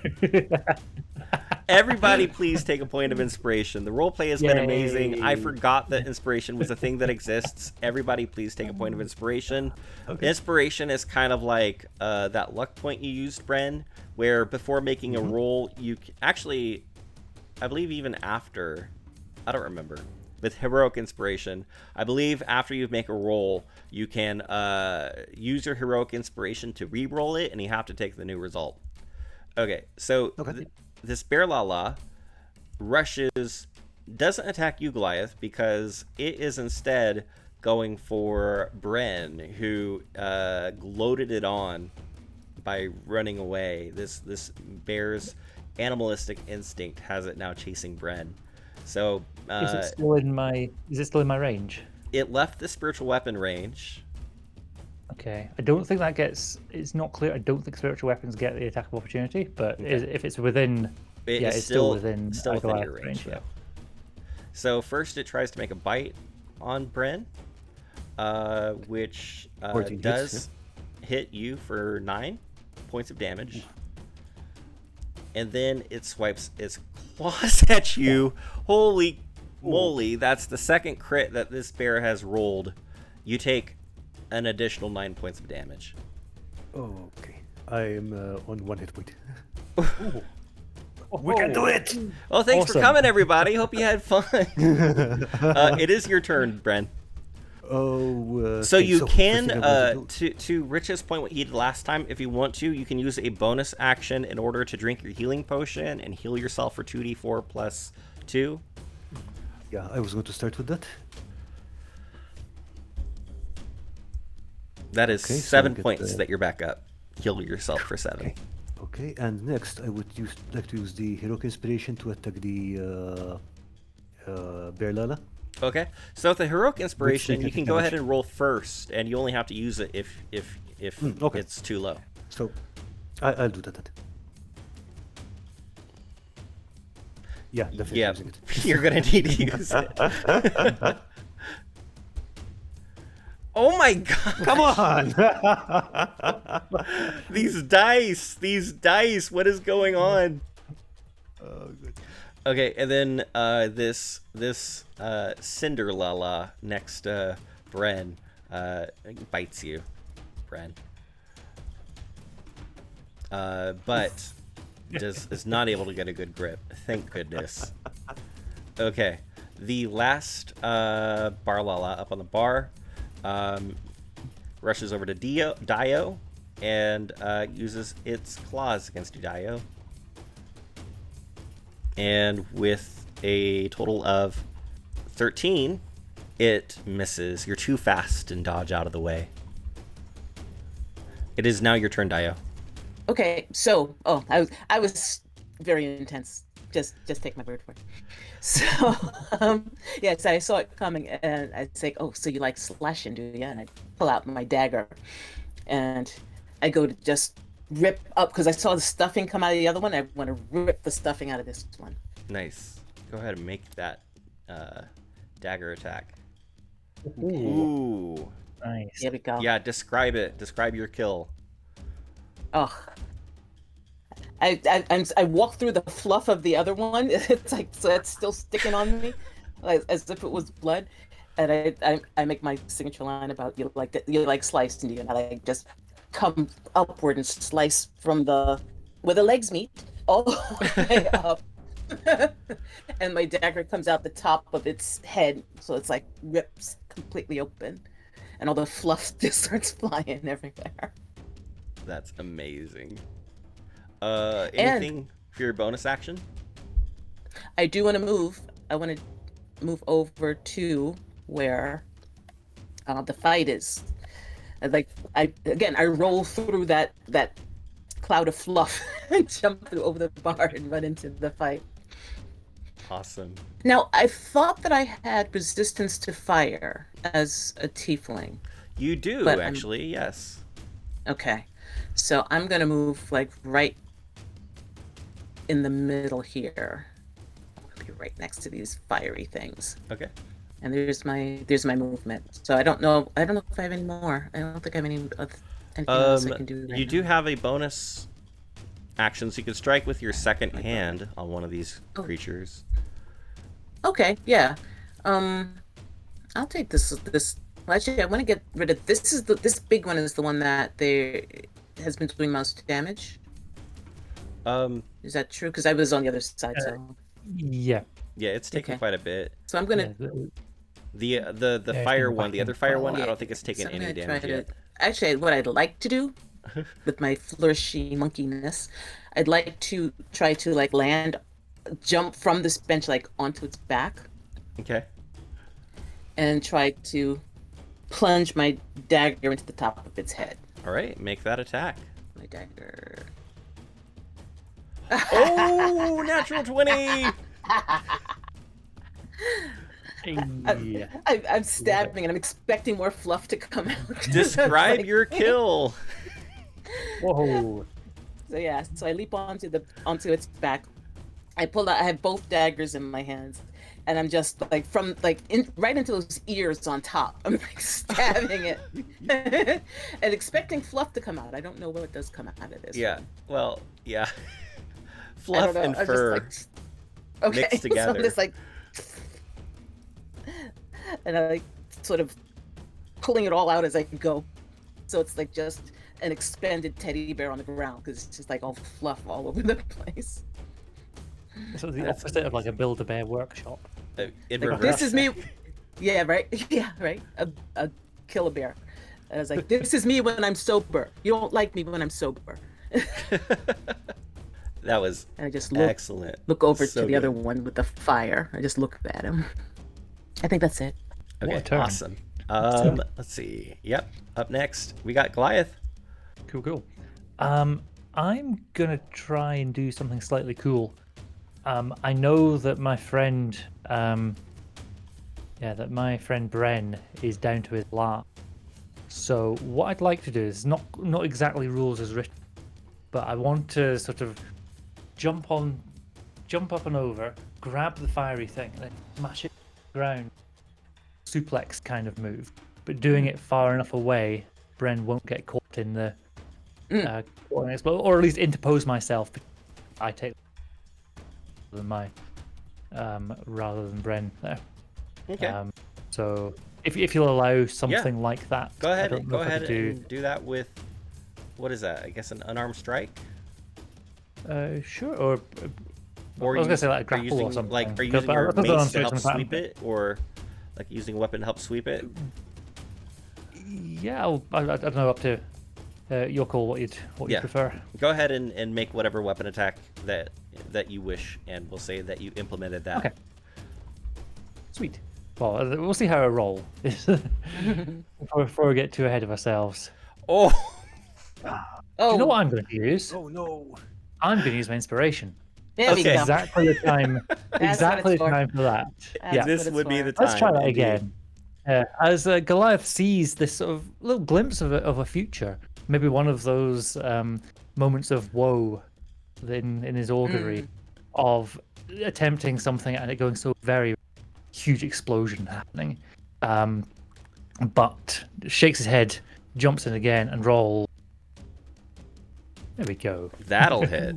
Nice. Yeah, So 17 for 7 damage, and it wants to sort of move himself up to square as well, sort of be in that spot, and then shove the thing up to that square if I can. Sure. Cheers. Okay. It is still Nice. standing, not destroyed yet. Cool. Bonus action then, spiritual weapon, which if you could move that up, and I'm going to do a spell attack with that. Okay. So it was D20 plus 4. Pew pew. Nah, no 8, dice. unfortunately, is not enough. Only an 8 to hit. Yeah. Oh well. And that's it for me. Okay, Bren, you are up. Okay, so Stay back, small man. yeah, what I'm going to do is I'm going to move further back to the bar, grab one of those casks, and throw it at the what do you, Cinderella? Yeah, Uh-huh. just trying to knock the thing back and away from everyone, and hopefully flatten it with the cask. Okay. Yeah, so Yeet. okay. We'll make this an improvised weapon attack. So go ahead and roll me a dex roll. Okay, coming up. As Goliath puts his hand out over Dio's eyes and says, "Look away. It's not going to be pretty." It's such a pretty cask. All right. Don't worry, it's just water. It's just water. And it'll no, be Remember it in happier times. Remember it in happier. You don't want to see it like. so the damage is going to be 1d4 plus 2. So go ahead and roll 1d4 and we'll add 2 to it. Coming up. All right, That's 4 4 points of damage. You know what? This thing is within 5 feet of an ally, so you do get your sneak attack. So you get to roll an additional 2d6 with the blast. Nice. Hey. Nice. Good point. Yeah. We like that. Oh, very nice. Ooh, nice. 9. All right, describe the kill. Okay, so Bren limps over to the bar, finds the keg of nastiest alcohol he can find. You know, the one that they wouldn't even drink if just unless it was the absolute last thing in the bar. Takes a sniff of it. Yeah, this will do. Lays it over his head and throws it through at the thingy, which knocks it back and lets it explode safely out of distance. Hopefully. So because this cask was thrown, I'm gonna say that there is a good chance that it's gonna knock it back further. So Goliath, go ahead and you're gonna get advantage. So go ahead and roll again on your dex save, and Dio, you'll get advantage on your dex save as well. Okay. I've got 8 for my first one and 10 for the second. Okay. Okay. Unfortunately, 11, so that's gonna hurt. So, Yeah. yeah. 10, 15, and 21. Okay, Dio, you take 3 points of damage as you manage to dodge out of the blast radius of it. Goliath, you take the full 7 points.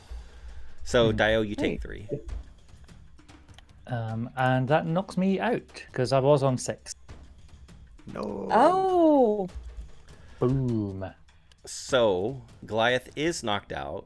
Does Okay. anybody have anything to help recover him? Oh, yeah. Yeah, he gets my healing potion. All right. Go ahead and Dio, go ahead and roll your healing potion as you give it to him. Okay. As Goliath pictures, as he's lying there, sort of this boom of light, There we go. Give it the potion. pictures a sunrise. It's a new day somewhere. And he's you have just fun? about to sort of step up and open his eyes, and then something gets shaken back to himself again. Yeah.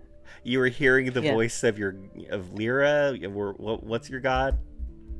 Lathander, yeah. You heard Lathander calling to you, and then you open your eyes, and it's Yeah. and perhaps Dio. It's like, Yeah. step Yeah, away from the light. Away yeah. away from the light. Yeah. Away from the light. I say lavender doesn't get you yet.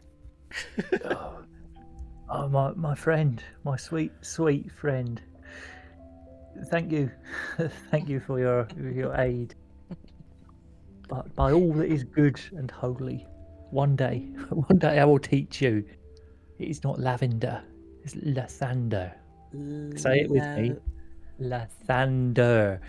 Lavender. I Lavender. put the drinks in their hands. There- Close, no, close there- enough. Look, No, there is no drink in my hand. It's gone. close enough. We'll try again tomorrow. Help me out. There we go. Back to You his- you back to his hear a voice from kind of the corner of the room go. It sounds like a little kid's voice. Say, "What'd you do that for?" And you turn and look, and there's a little girl stepping out from behind the bar who looks very cross, very upset with you, and kind of tagging alongside her is a boy who looks perhaps slightly older, and he looks less upset and more worried. And he kind of like tries grabbing her by the shoulder, but she like rushes right up to Bren and said, "You broke all of my toys!" So Brent puts down the tankard he was drinking from. Looks down. Who the hell are you? She scowls at you. She says, "I'm Lucy. We had to do a lot of chores to get an allowance to buy those, and you just go and you break them?" And she holds up her hand and she says, "Pay me a gold." No. You do realize that you were in a drinking establishment, right? How old are you? 10? You should not be in here. You're going to be in so much trouble. The little boy says, "She's 8, I'm 10. My name's Will. Look, can we please just go? Lucy, let's just get out of here." And Lucy is still looking angry, but Will kind of grabs her by the wrist, and he's gonna try to walk out of And the bar. I'm going to grab them both by an ear each before they walk out. They're like, Not so ow! fast. And I flanks. I come back around this way, so I'm standing behind them. Goliath takes up. He's as wide as he is tall, so I imagine he's sort of fairly imposing exactly as he is. Now, sit yourselves down and tell us everything about these toys. Now. Roll me an intimidation check, and I'm going to give you advantage because of Goliath's imposing figure. Okay. That's a 14. 14 And ooh, a natural 21. 20. Ooh, 20. Very nice. So nice. the girl, like, she's gone from angry to now, like, her eyebrows are kind of arched up. She's looking like a little more scared. And Will says, "It's okay, Lucy. So we didn't mean to harm anybody. There's a man that's come to town, and he sells us kids them toys. Everybody's got them, but we're just, this place is so boring. There's not much to do. We were finally having fun for once." So, go on. Fun, like lighting up buildings and blowing up smithies and so on. We didn't do that. That was Timmy and Jess. Look, all the kids got them. What, they're allowed to play with their toys and we aren't? I'm going to have to talk to all of your parents. He And the turns two of kind of you- ashen as you say that. Says, Two of you are going to have to spend a lot of time cleaning up this place. they look kind of ashamed, and they're looking down at their feet, and Lucy says, "Yes, sir." Yeah, also apologize to the big lug over here. He really got hurt. You don't want to do that. Yeah, they are looking down, won't even look you in the eye.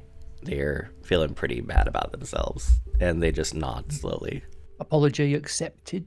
I picture Goliath as actually being really good with kids, much to other people's surprise.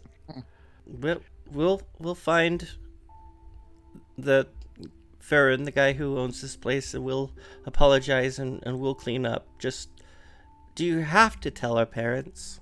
I look at Goliath and Dio. Every parent in this town is going to know what's going on. They're here to protect you, and they're here to teach you what's right. So you're going to learn what's right, and they're going to be able to look out for... What is the name of this person who's been selling you the toys? What's his name? And where do we find him? Marvolo. He lives just outside of the wall, or he doesn't live there. He's got a wagon and a tent, and it's over by the farm. His name's Marvolo. So one important thing to realise is that, yes, your parents will know what has happened, but we can arrange it so that they do not necessarily know which kids were associated with which bits of damage, if you get my drift. They kind of look at each other and look at you and say, "Okay," in unison. Well, I think that's all. Get lost. They scurry and rush off, and then Lucy turns back right before she exits out the door. She says, "Remember, it's out there, the east wall by the farm." And then she turns and rushes out. Nice kids, I thought. Just making bad choices, I reckon. Goliath's going to look down and investigate a bit more of the chaos of fluff that's everywhere. Mostly from you guys just shredding everything. So what's the state on the ground here? Okay, give me an investigation check, please. Can do. Investigation, I get +1 in that. Cool. Oof. Very cool. Awesome. It's such a Fantastic. mess. Yep. This place Natural is one. really torn up. If anybody else would like to, you can make investigation checks as well. Yeah, this place is a I'm gonna big try. mess. Okay, let's all do that. Yeah. Investigation. Oh, that's I think so what great. Goliath would do is he'd try and keep the worst of the fluff out of the fire pit, because that would ignite. So he's maybe busy doing that. All right. Okay, so you got a 14. Nice. Okay. I've got a So, 13. yeah, you two are examining, and you find yourselves some nice fine wines and some different alcoholic beverages that you can pocket. But as you're going through that, you also find a pack of bottles, and as you examine them, you realize that you have 3 more healing potions that you have discovered. So you can each have one. Yay. So I will add those to your character sheet. And as far as any other kinds of things you find, that seems to be the extent of it. Beyond the drinks and beyond those healing potions. Is this a moment for a short rest? Yes, you can also the take state- a short the rest absolute as state of well. Goliath. So you can spend the next hour tending to your wounds. Carl, how it works is you can roll hit dice, and it will recharge some abilities for some of you, and then you can heal up for as well. 18 hit points back. Very nice. That brings me There we go. to There it is. 23 hit points, which is a bit more sensible. So I'm back up. Back to full. So Goliath begins to breathe a bit easier, and that sort of memory of that sun sort of fades a bit as it sort of busies itself, cleaning a bit of the fluff for the next little while. All right. It seems as though your work here is done. As there's still like smoldering smoke from where these creatures have exploded, and this pile of fluff from all of these different slain beings. Right. So, what I think we should do is we go back up to the librarian, because he seems to be at least not a complete coward and will probably get out a bit. Warn him about these things, and then go visit the cellar. Cellar? Marvolo or whatever. Oh, the cellar. I'm sorry. I thought you meant downstairs. No, that's for you. Yeah, so I was like, yeah. But there was the person at the farm. There was a person at the farm as well, right? Ms. Needleberry? Needleberry Farm? I don't know if we have to talk to her. We know where the person is. The perpetrator. Off the problem at the source, I reckon. Yeah. But yeah, let's just get the librarian to talk to the parents so that they get rid of these toys, and Yeah. we don't want to come back to a city on fire. That's fine. I'm walking with the bottle. It's pretty good. That's pretty good. All right. So, as you make your way toward the exits of the tavern, you hear a little voice, little laugh go, and who's the first out of the tavern? I think Goliath's closest. Okay, Goliath. So, if there's any objections? No, I don't want you to get hurt. I'll be fine. Maybe. Okay. Probably. Perhaps. Okay, Goliath, you see as you step out there at the bottom of the porch steps, there are 3 wrapped gifts. Please roll me a will save. Do you mean wisdom save? Wisdom save, yes. Cool. I am wise. Actually, I got +4 for this. 14. Okay. Yeah, that's high enough. You feel this urge to open these presents, open up one of these gifts. They look so alluring, but you surmise that it would not be a wise thing to do. There's something wrong with this situation. Okie dokie. Can I use my Thaumaturgy's got invisible hand for moving doors and stuff. It's not mage hand, so free not to allow it. But I'd like to sort of find a way to like shifting them out of that sort of alluring position. I'd also like to say to the others and say, folks, there's a very obvious trap here. So, because you have passed the wisdom save, you are able to you can I mean, you wouldn't know this, but you can try to just pick them up, and you feel like you would be able to overcome the urge to open them. Okay, So okay. I can't, like, you can't move them with you could open the boxes with thaumaturgy. You know what I'll do actually? I'll pick up the three of them, and I'm going into this water just here, and just drop them in there.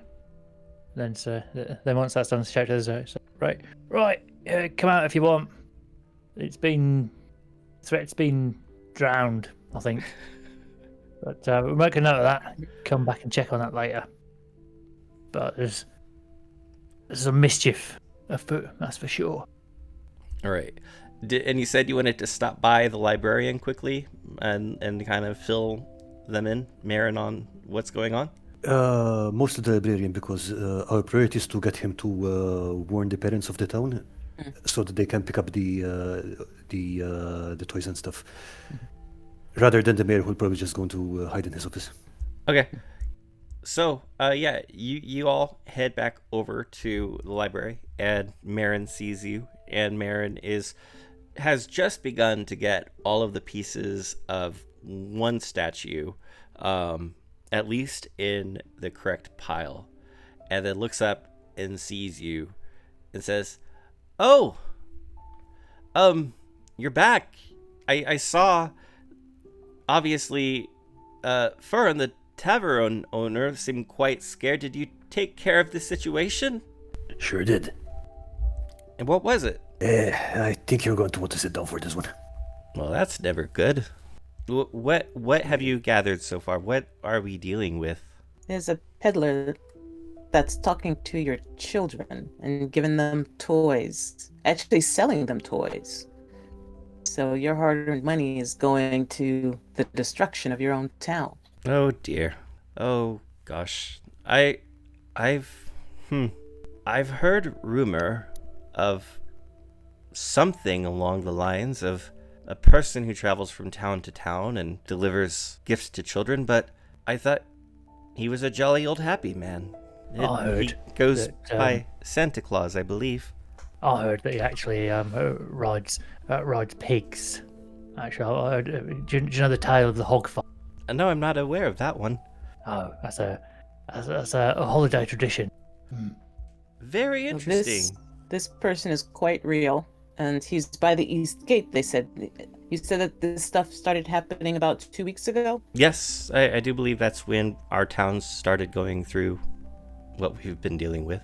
Did you see any new merchants coming through? Anyone camping outside the gates recently? We're always getting merchants who go in and out, but I haven't seen anybody outside of the gates. That would be quite unusual. Most people would stay at our local inn or pass on through. No one camps out, especially for weeks at a time. Have you heard of the name Marvolo? Or Marvolo? No. That's the name of the peddler, I take it? Yes, so you all better keep an eye on your kids, because there's somebody talking to them without your knowledge, it sounds like. Well, now, so these events are being caused by toys that are given to the children. I'll spread word to all the adults in town and see if we can root out whatever dangers are left. Oh dear.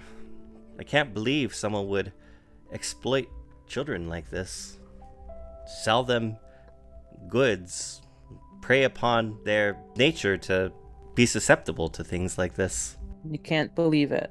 All right, now that you mention it, yes, it seems almost naive to not think it might be something like that.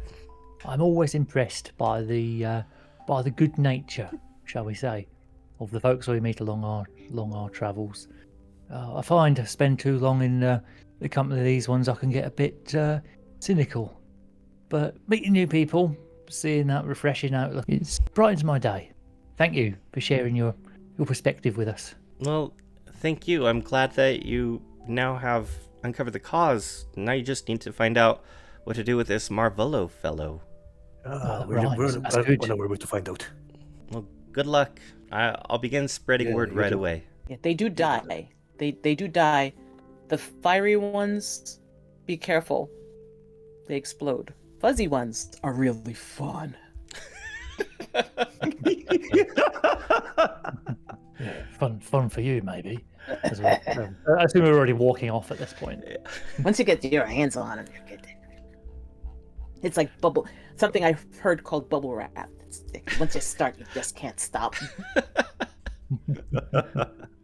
All right, folks. So the east gate is over here on the southeast side. So that would be where you would need to head to get to the farm on the outside. Whee! Speed travel. This is where we like press the X button to skip the cutscene of the long travel.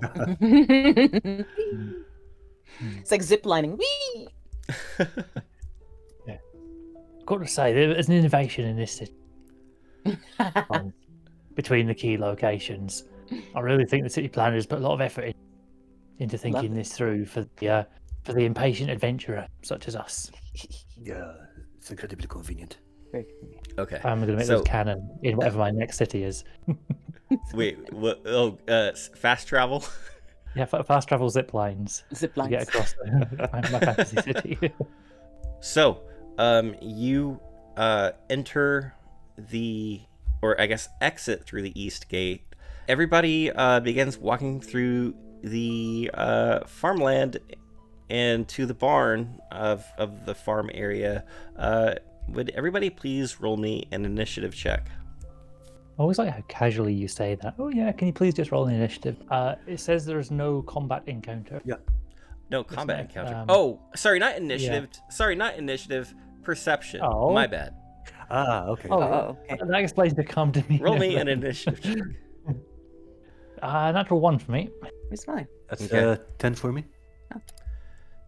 Going great. For the life. 19. Ooh. Okay. So, you all are kind of like looking around this area, and it's weird because these kids mentioned that this guy had like a tent or a wagon or something like that, but as you're kind of looking around, you don't see anything. And just begin when you're beginning to wonder if you're in the right place. Let's see. Dio, you notice that on the ground, there's like a trail of footsteps, like kid footsteps.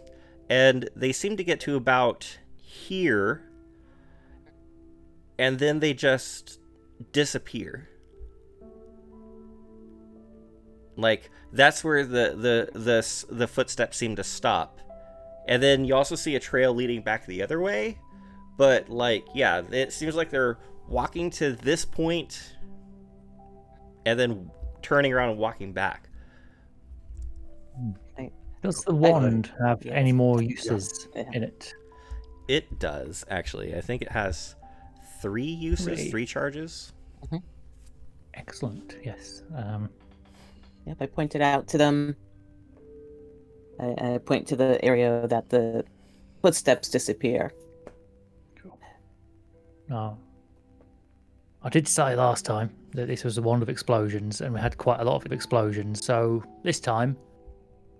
Look here! It shouts loudly.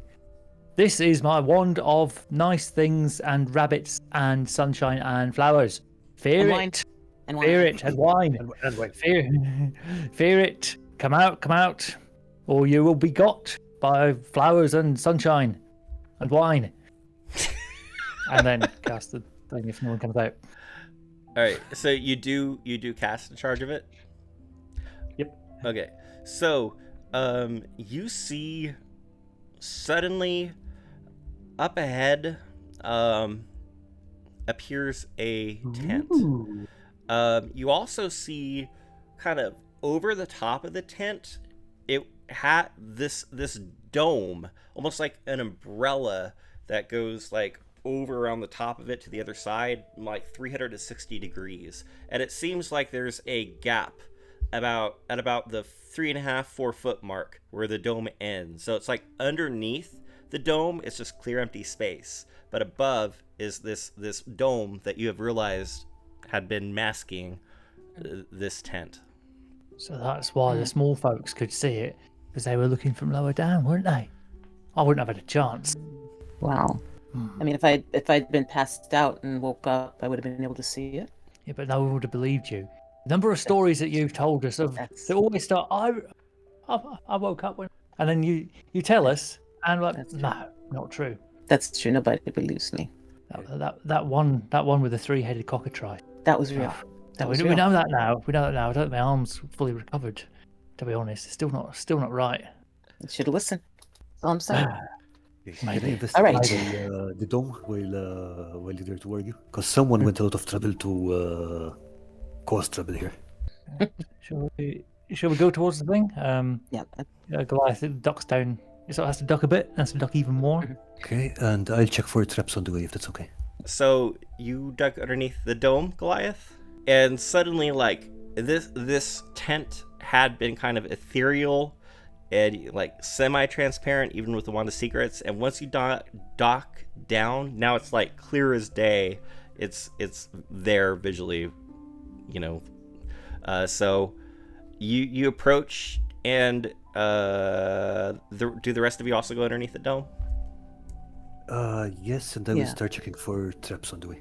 Yeah, I sort of want to do my just check out around the outside kind of thing, just make sure there's nothing else out there coming toward us before I go under. Okay, yeah, you notice that this dome does indeed go around all 360 degrees, but you don't see any other kinds of dangers.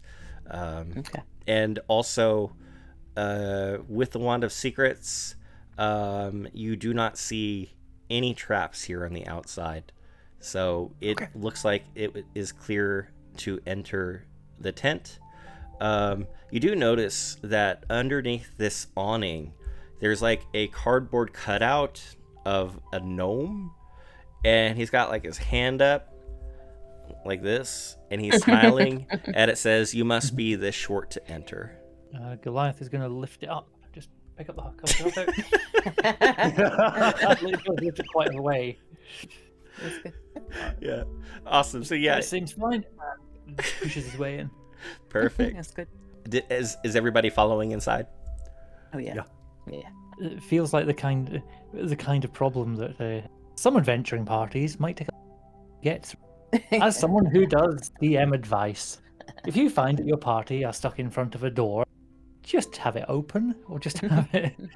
The amount of time that gets wasted of checking the door for traps or looking for different details and things, where probably, unless your GM's telegraphed it, probably not trapped. And if it is trapped, then your heroes will learn an important lesson.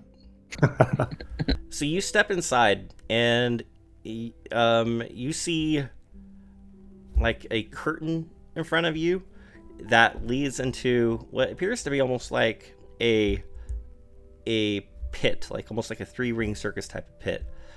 And he hasn't noticed you yet, but in one side of the room, surrounded by tables and also this gigantic crate, is this little gnome about 4 feet tall who seems to be tinkering with stuff. His back is to you, though, so he has not noticed you all. We should have thought of a more detailed plan, says Goliath in a stage whisper. Sort of want to throw a dagger at him, but maybe I can creep up to him and just immobilize him. Tell you what, Brent, can you get round the back, get yourself into the nice, like some good hidden position, maybe up the top in the roof, and I can be my best distracting self, and then you leap on him. You'll know when, because that's a screaming start. Okay, yeah, let's do that. I can go to the other side, the other exit, Right. and catch him at the other end. Yeah, right. Good plan. But watch out. He's clearly going to be full of tricks. I go back out and around. Okay, so you navigate around to the opposite side of the tent? Yeah. Okay. So, go ahead and roll me stealth check with advantage. Because you are coming in now from an angle where he might potentially see you, but go ahead and take that stealth check with advantage. Or are you standing on the outside of the curtains? Yeah, I went back out and came around to the other side. So you aren't actually passing inside. You're staying on the No. outside? Okay, got it. No, So never I was mind gonna that stealth check sneak then. Yeah, Okay. you're good. Okay, and I'm going to try to get through here. Cut a slit open so I can pass through. I'm guessing this is fabric, yeah? I think there's a door. Yeah, there's a door here, yeah. Fabric door kind of thing. Pass through. There you go. Okay, I think this is the fabric wall, yeah, I think. Yeah, it looks like there's some kind of solid wall right here preventing you from going like to these stands. Okay, so it's not something I could cut a slit through, for example, or stuff like that. You know what? We'll say it's curtains. Go ahead and you can cut through, but also you go ahead and please roll me a stealth check. Just a flat one.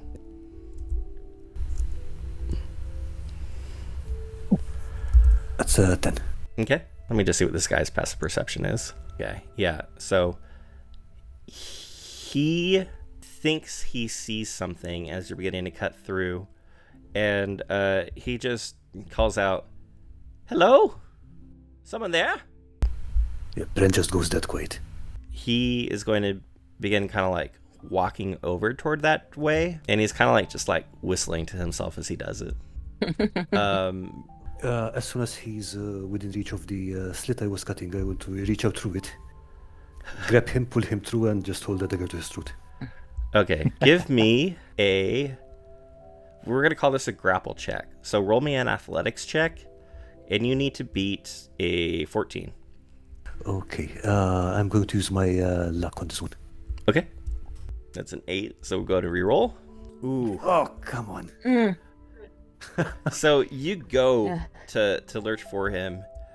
He springs back and kind of with a jolt goes, "Intruder!" And then he begins rushing back toward where these crates are. Goliath, what are you doing? And Dio, you hear him from inside shout out, "Intruder!" Yeah. At that point, Goliath knows that the game's up. Is going to come rushing in towards him and go, "Marvolo, Marvolo, what have you done?" Again, he turns around. He's like now standing right next to this big crate, and he goes, "Me? I haven't done anything. What? Who are you? What are you doing here?" Creeping in. Yep. So I think actually Goliath would probably use a bit of thaumaturgy to cover the advance of the others, though I'm guessing Bren's blown. Yeah. But he is aware of Brennan. He is aware of Goliath. Why can't I remember the Goliath's name? It's Goliath. Yeah, Okay. Goliath. It's just Goliath. It's just Goliath. Yeah. Not a Goliath, the Goliath. The Goliath. Yeah. The one and only, mate. Get it? Dio sneaks in and sort of hangs out so that she wants to see what's going on just in case he comes this way. Yeah. Okay. She wants to be the element of surprise. Great. Stealth with advantage, please. Okay. Yeah. So Goliath's kind of being the main event, and he's going to be saying, "Well, we are the people who are going to put right what made go very wrong 23 in this town, in the town of Boolin. Kids out there with, frankly, dangerous stuff causing chaos, and it's all down to you, isn't it?" Says accusingly, intimidatingly. It appears as though my time at this village is actually good news, everybody. I actually was about to be leaving anyway, so there's no problem. I'm just gonna pack up my things and leave Boolin. You don't need to worry about seeing me ever again, and no problem. Good enough. Not good enough. You are gonna put right what you've put wrong. And Dio's trying to sneak in advance too, because she wants to get to that crate as you're going. So please keep going. And Goliath's going to reach out and try and grapple, and just try and grab him by the scruff of the neck. Okay. Stop him going anywhere. Can I move over to somewhere here in the meantime? Yeah. So he says, "Oh, I was afraid you were going to say that."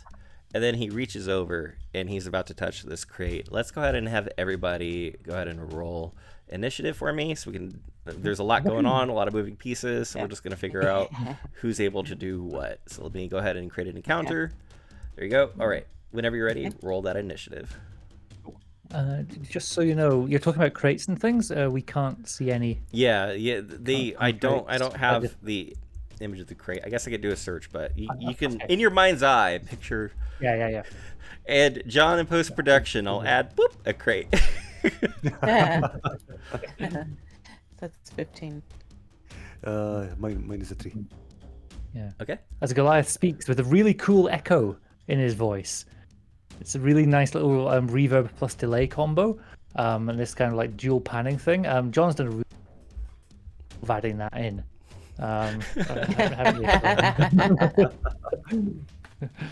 That's good. That's Goliath. He's excellent. Yeah. What a guy. Yeah, Goliath, you are actually up first to act. So you see him going.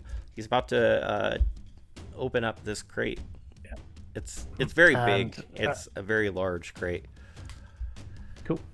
Moves in and goes to grapple, and I get to roll because I'm enormous. Okay. So let's see. Sorry, that's the first one. I forgot to do the advantage thing. So 17 for me. 17 is going to allow you to grapple him. Yep.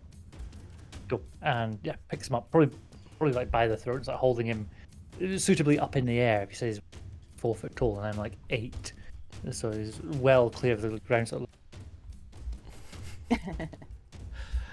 Okay. You have a choice. This could end right now. I don't really want to hurt you. Don't really want to hurt anyone, to be honest.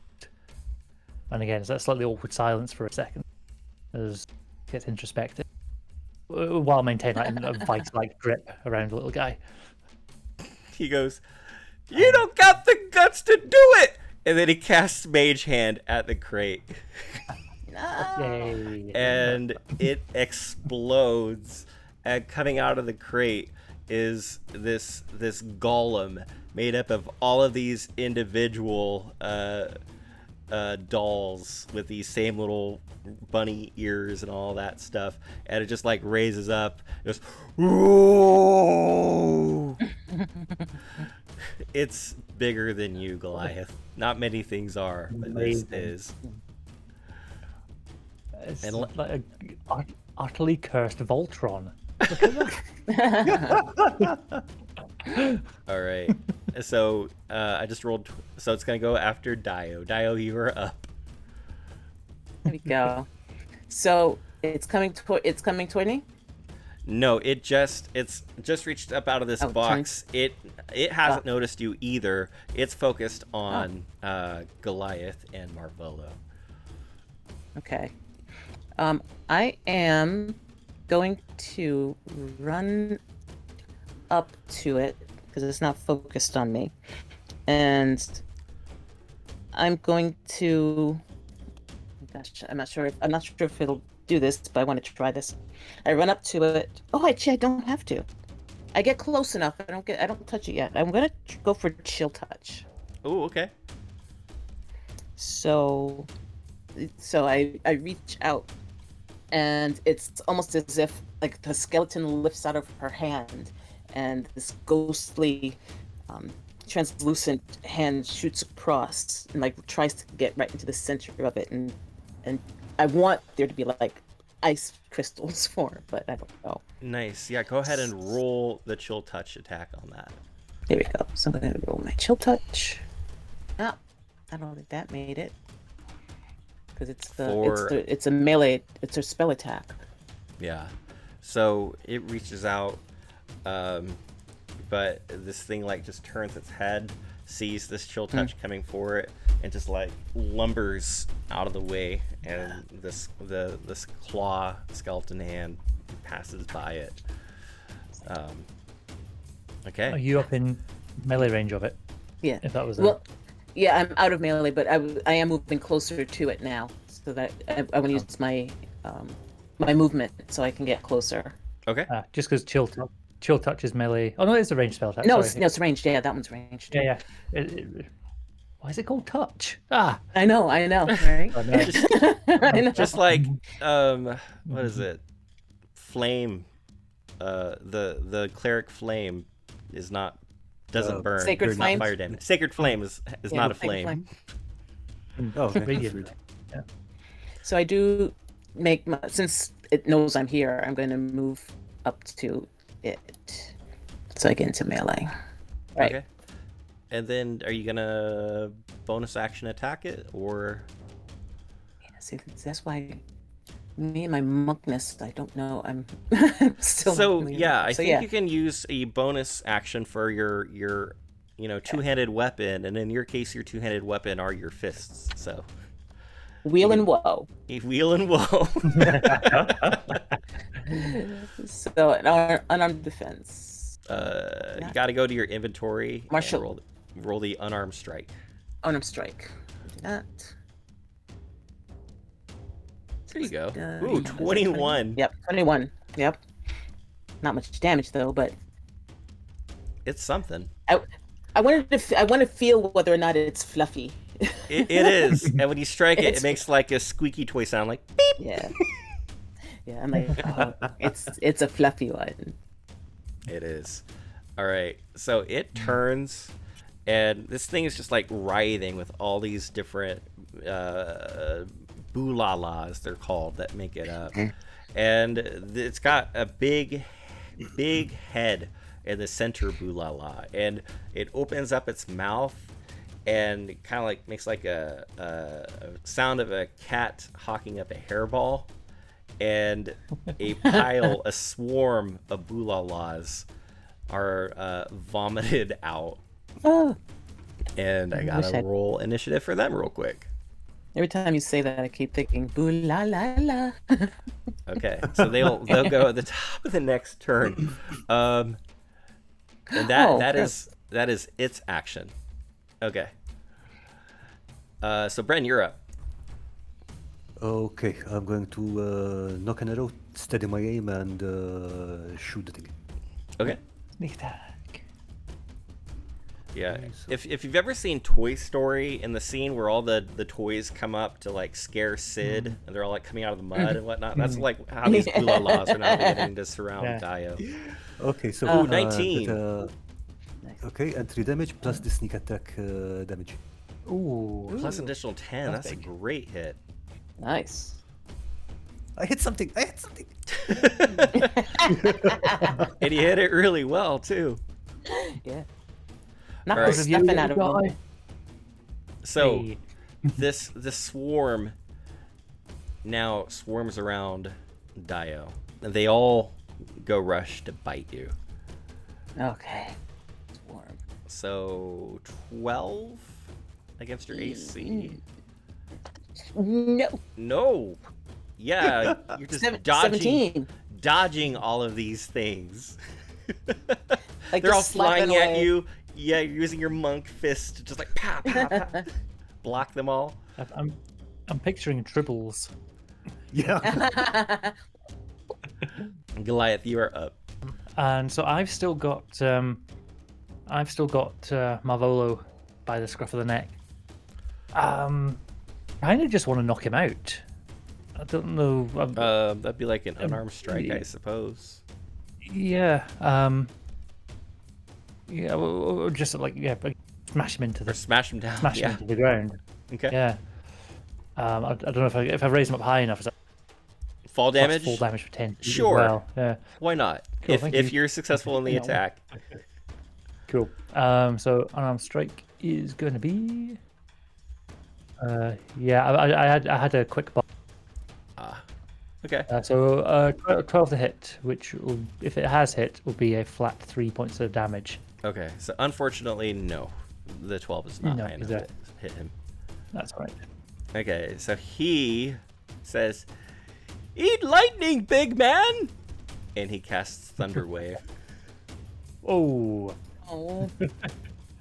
I don't think I had any useful bonus actions this turn, so yeah, we're fine.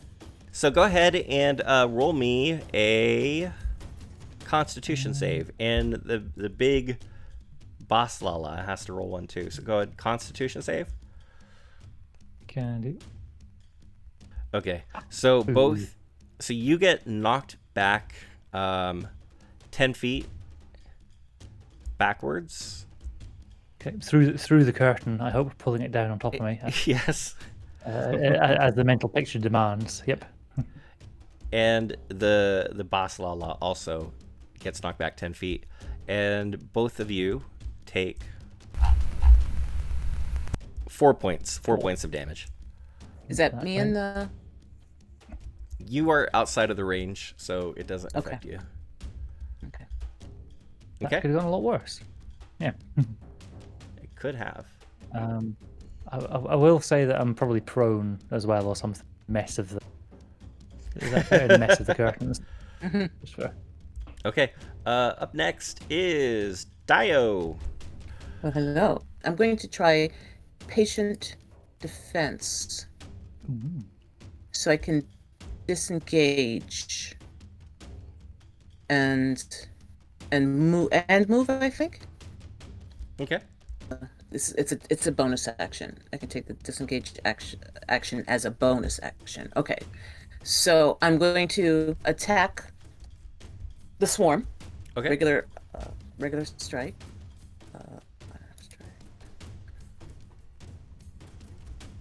Oh, I guess I'm not. 8 is not going to hit, unfortunately. But I can still take a bonus. Mm-hmm. So with that, I am going to then take I am going to disengage. I'm going to attack, and I'm going to disengage. Okay. And then I'm going to move. I'm going to move toward the gnome. Okay. Quick in between bonus turns question. Do I happen to think that any of these creatures are aberrations, field elementals, fey, fiends, or undead? You can roll me a nature check. Cool. As I'm lying there tangled in. Yeah. I Seven. was gonna say with advantage Oh, thank you. because someone did mention something earlier. Yeah. So is Fey included on your list? Yes. Yeah. Yes. So these are considered Fey. Awesome. Cool. Is Bren actually down? No, he's just knocked prone. No. He's on his. Yeah. Oh. Okay, okay. Sorry, Bren. Yeah. Bren I'm isn't down sort at of all. hit It one. was Goliath. Yeah, he's knocked down. Yeah, it's Goliath. So up next is this big boss Lala. Boss Lala. Okay. I love the art, please. By the way. Oh, thank you. Fabulous. This is what you get at 3 a.m. when I'm like. Okay, so this thing sees Bren, who shot an arrow, and it one of the Boolalas shoots a blast of energy, but Bren, you're able to dodge out of its way, so it doesn't strike you. I got a dog that just ran in. Let me go close the door. Oh. And that's what we're going to get John for his birthday. I'm just gonna randomly appear in an edit with a dog now. Yep. Yeah. Okay, yeah, sorry, my I forgot I'm dog sitting this evening as well, so Aw. Multitasking.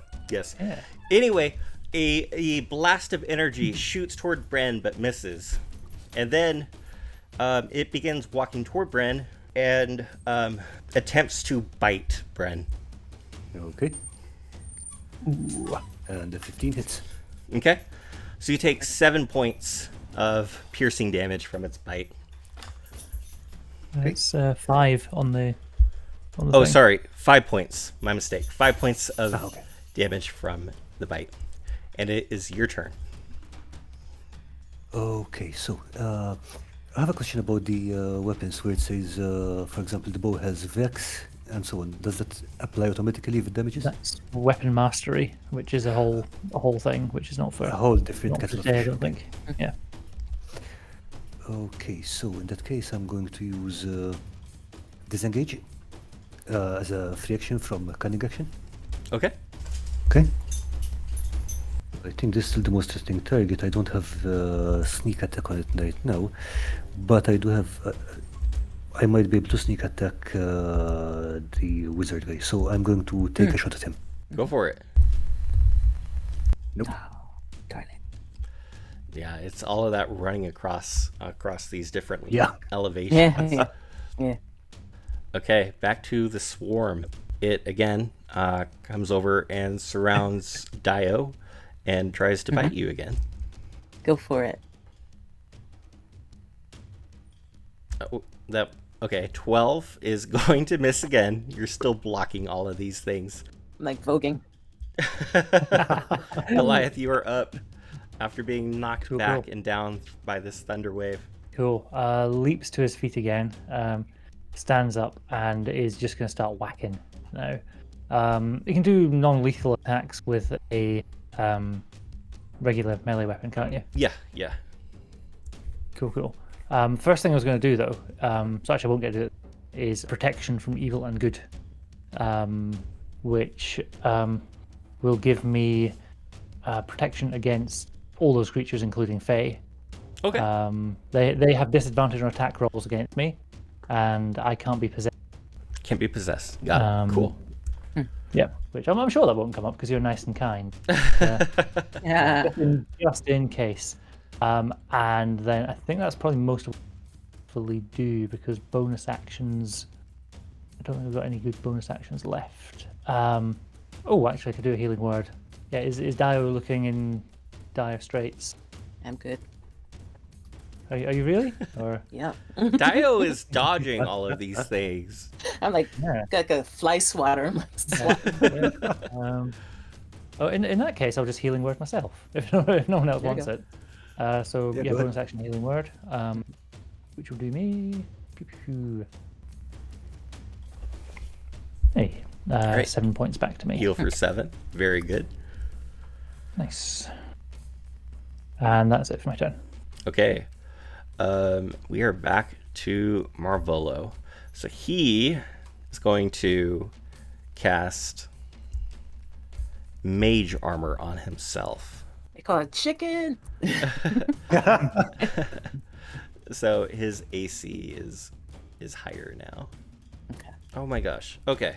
So I actually need to retcon something.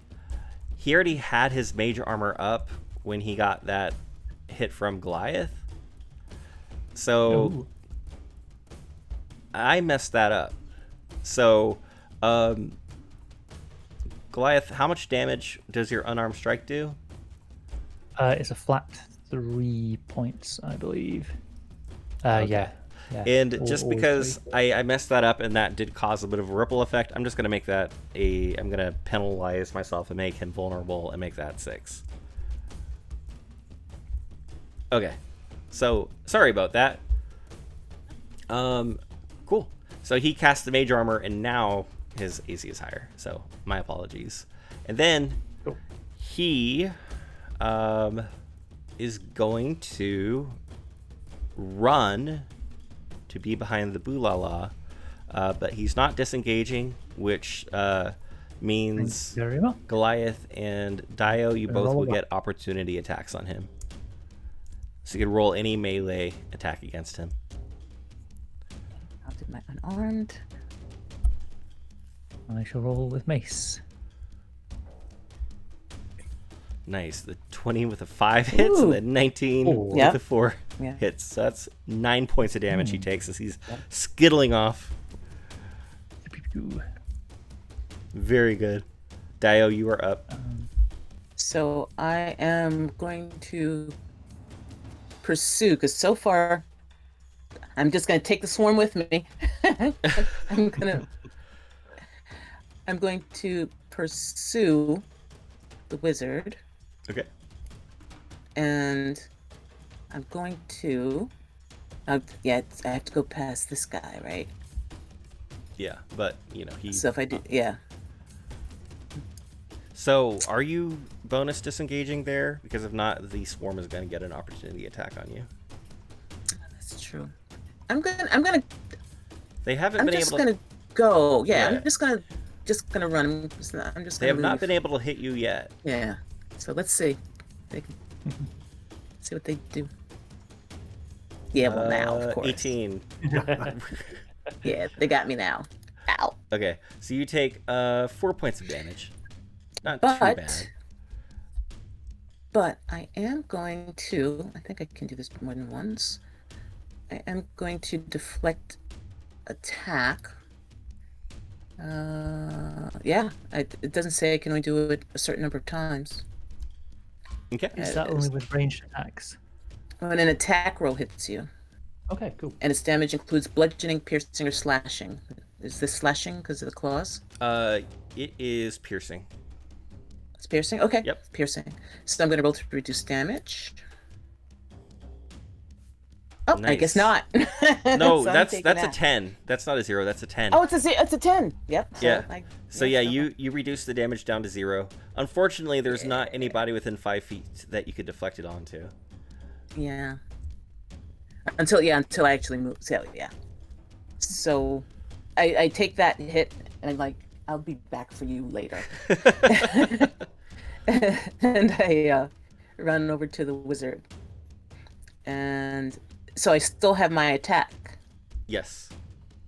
So I'm going to try to do an unarmed attack on the wizard. Nice. So 19 That hits. damage. And I am going to pull a key point to do a flurry of blows. Okay. Let's say flurry of blows, which gives another 9.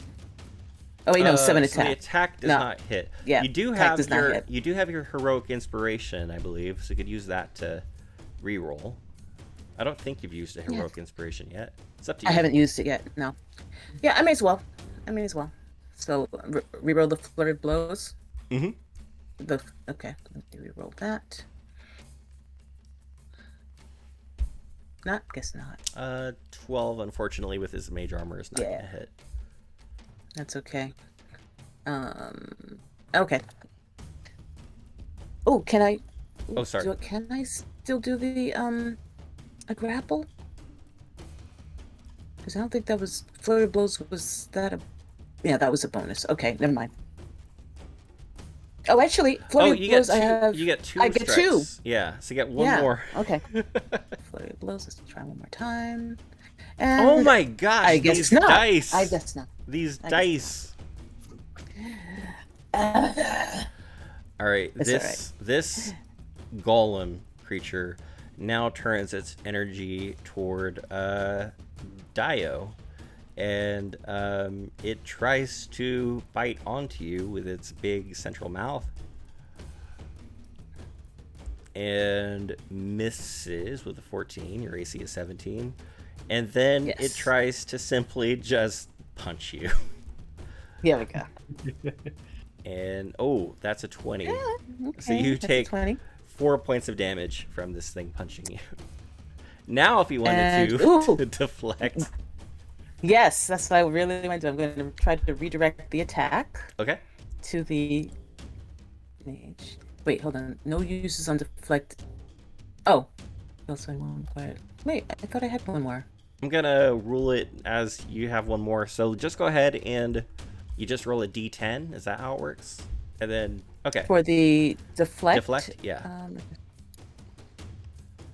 Plus your dex Yeah, well, is... is what? 4 total, I think? My dex is 3. Yeah, your dex is 3, so that reduces it Yeah. to 4. That was 4/4, so you did reduce it by 0, so you could deflect this attack so that it strikes the wizard instead. Okay. If Yeah, you so I'm good. visually That's what- describe what it looks like. Oh, okay. So as soon as this Boolalas comes and tries to bite, I dodge and I rip one of the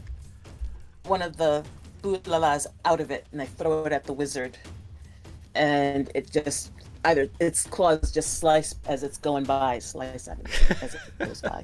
I love the visual of that. All right, that is it for the boss. La. Bren, you are up. Okay, I think this is the perfect setup. So what I'm going to do is use steady aim and target the wizard. Awesome. So you have advantage on this roll, And then if it hits, you get sneak attack. Okay, roll again. You're looking to beat a 15. Oh my gosh. You've used inspiration as well, haven't you? Yeah, I used mine already. Darn it.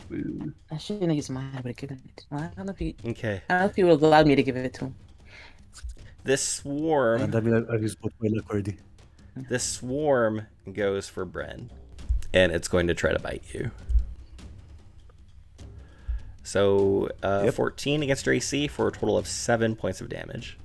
We'll say, slap faster. Just slap faster. Goliath, you're up. Cool. Right, you big, horrible, don't even know what to call you. That's swinging a mace at the big thing. So, unbelievably, I think this is the first time we've been in a situation like this. I do use flanking rules, which means if two people are on opposite sides of a creature, which would be in the situation, you can get advantage on your roll with melee I will attacks. take that. I rolled terribly. Go for Let's it. do that again. That helped a little. 13 to hit. Don't know is enough. 13 is going to be enough for 6 Sweet. points. Something I hadn't realised is because of my soldier feat, once per turn when you hit a target with a weapon, you can damage either and use either one against my d6. So I rolled a 1d6 4 plus on that 2. first one plus 2. Right, so if you want I to can roll roll another another- d6, see if you can get Another higher. d6, yeah. Okay, I cannot. yeah, so the 6 is going to be higher. 6 Okay. damage, yeah. And yeah, looking around, are you injured now, Dio? Yeah, both you and Bren are in range. Shout out how badly wounded you are. Okay, I'm bloodied right now. Okay. So I'll spend a healing word on Bren as well. Okay, yeah. If you have to choose, take him. But if we're both in great, Oh, heroism! Look at this. well, I'm Right, proud of you. I'm a beefy girl. Yes, I'll cast healing word on Bren. So it's a bonus action. 5 points of healing for you. Yay. Thank you. All right, so it is Marvolo's turn. And he uses Arcane Burst on Dio. Rolls a 21 to attack for 9 points of damage. Got me. Ooh. Yeah, he just pyrotechnics in your face. So that's 8. You do take those 9 points. No problem. But now it is your turn, and now you get your reaction back. So it's my action now. Yep. Okay, so I'm just gonna go for the unarmed strike. I'm gonna bash him. Nah, I'm not gonna bash him. Yeah, he just kind of like ducks under the leg of the Boolalas, and you just know hit the soft side of the Boolalas instead. Yeah. You do have a we call it Bonus. bonus. Yep. Let me do the bonus. That's Aha. a natural 20 There we go. There we go. for 10 points against the wizard. Yes, that was against the wizard. He's not doing too great now. He is below half. He is bloodied. And I'm saying, call it off. He goes, never. Okay. And okay, so I rear back for next round. So it turns toward Dio, who just hit the wizard, and it goes to try to bite you. Sure. Understandable. 14 is going to be a miss. And then it turns toward Goliath, and it tries to punch Goliath. So just going from one disadvantage, target to please. the other. Oh, Disadvantage, as I've got my protection from okay. evil and good. Good. Yeah. Good thing you had that. Here's the second. Yep. Yeah. And the second is a Yeah. miss. Good thing Yeah, you AC took the time to cast protection from good and evil. As Bren, you're up. Out there in the stand, Okay. surrounded by these swarm. I have a brilliant plan. So what I'm going to do is I'm going to use cunning action to disengage from the swarm Okay. and throw my bow down as I draw my dagger and run behind this guy. Ooh. Okay. So you're gonna get Nice. advantage on the Then- flank. Yep. Nice. Oh, Jesus. What is wrong with your die? I have no idea. That's so wrong. I've never I think that's seen. only the first roll. I think that's only the first roll that you've done. It's only come up once on the thing. Oh It yeah, looks like it okay. rolled twice as many roll physical dice on one more screen. time. Yeah. Yeah. Okay. Yeah, What is I'm it rolling seeing twice? 2 dice, but yeah, it's Yeah. okay. So unfortunately, Yeah. a 12 is not high enough to hit with his mage armor. Mm. Okay, Unfortunately, but now Dio has advantage on him as well. True. True. Yes. Swarm goes back to Dio. They're back. They're so annoying. Dio, yeah, easy peasy. These are more of a nuisance than anything. Goliath, you're up. Can Goliath get round this way? I want to attack the big thing. But I think this is a wall here. You were saying it's a bit more solid than. Go ahead and make me just like an easy strength check. Let's see if you just roll above a 10 with your strength check to break through that section. Okay, cool.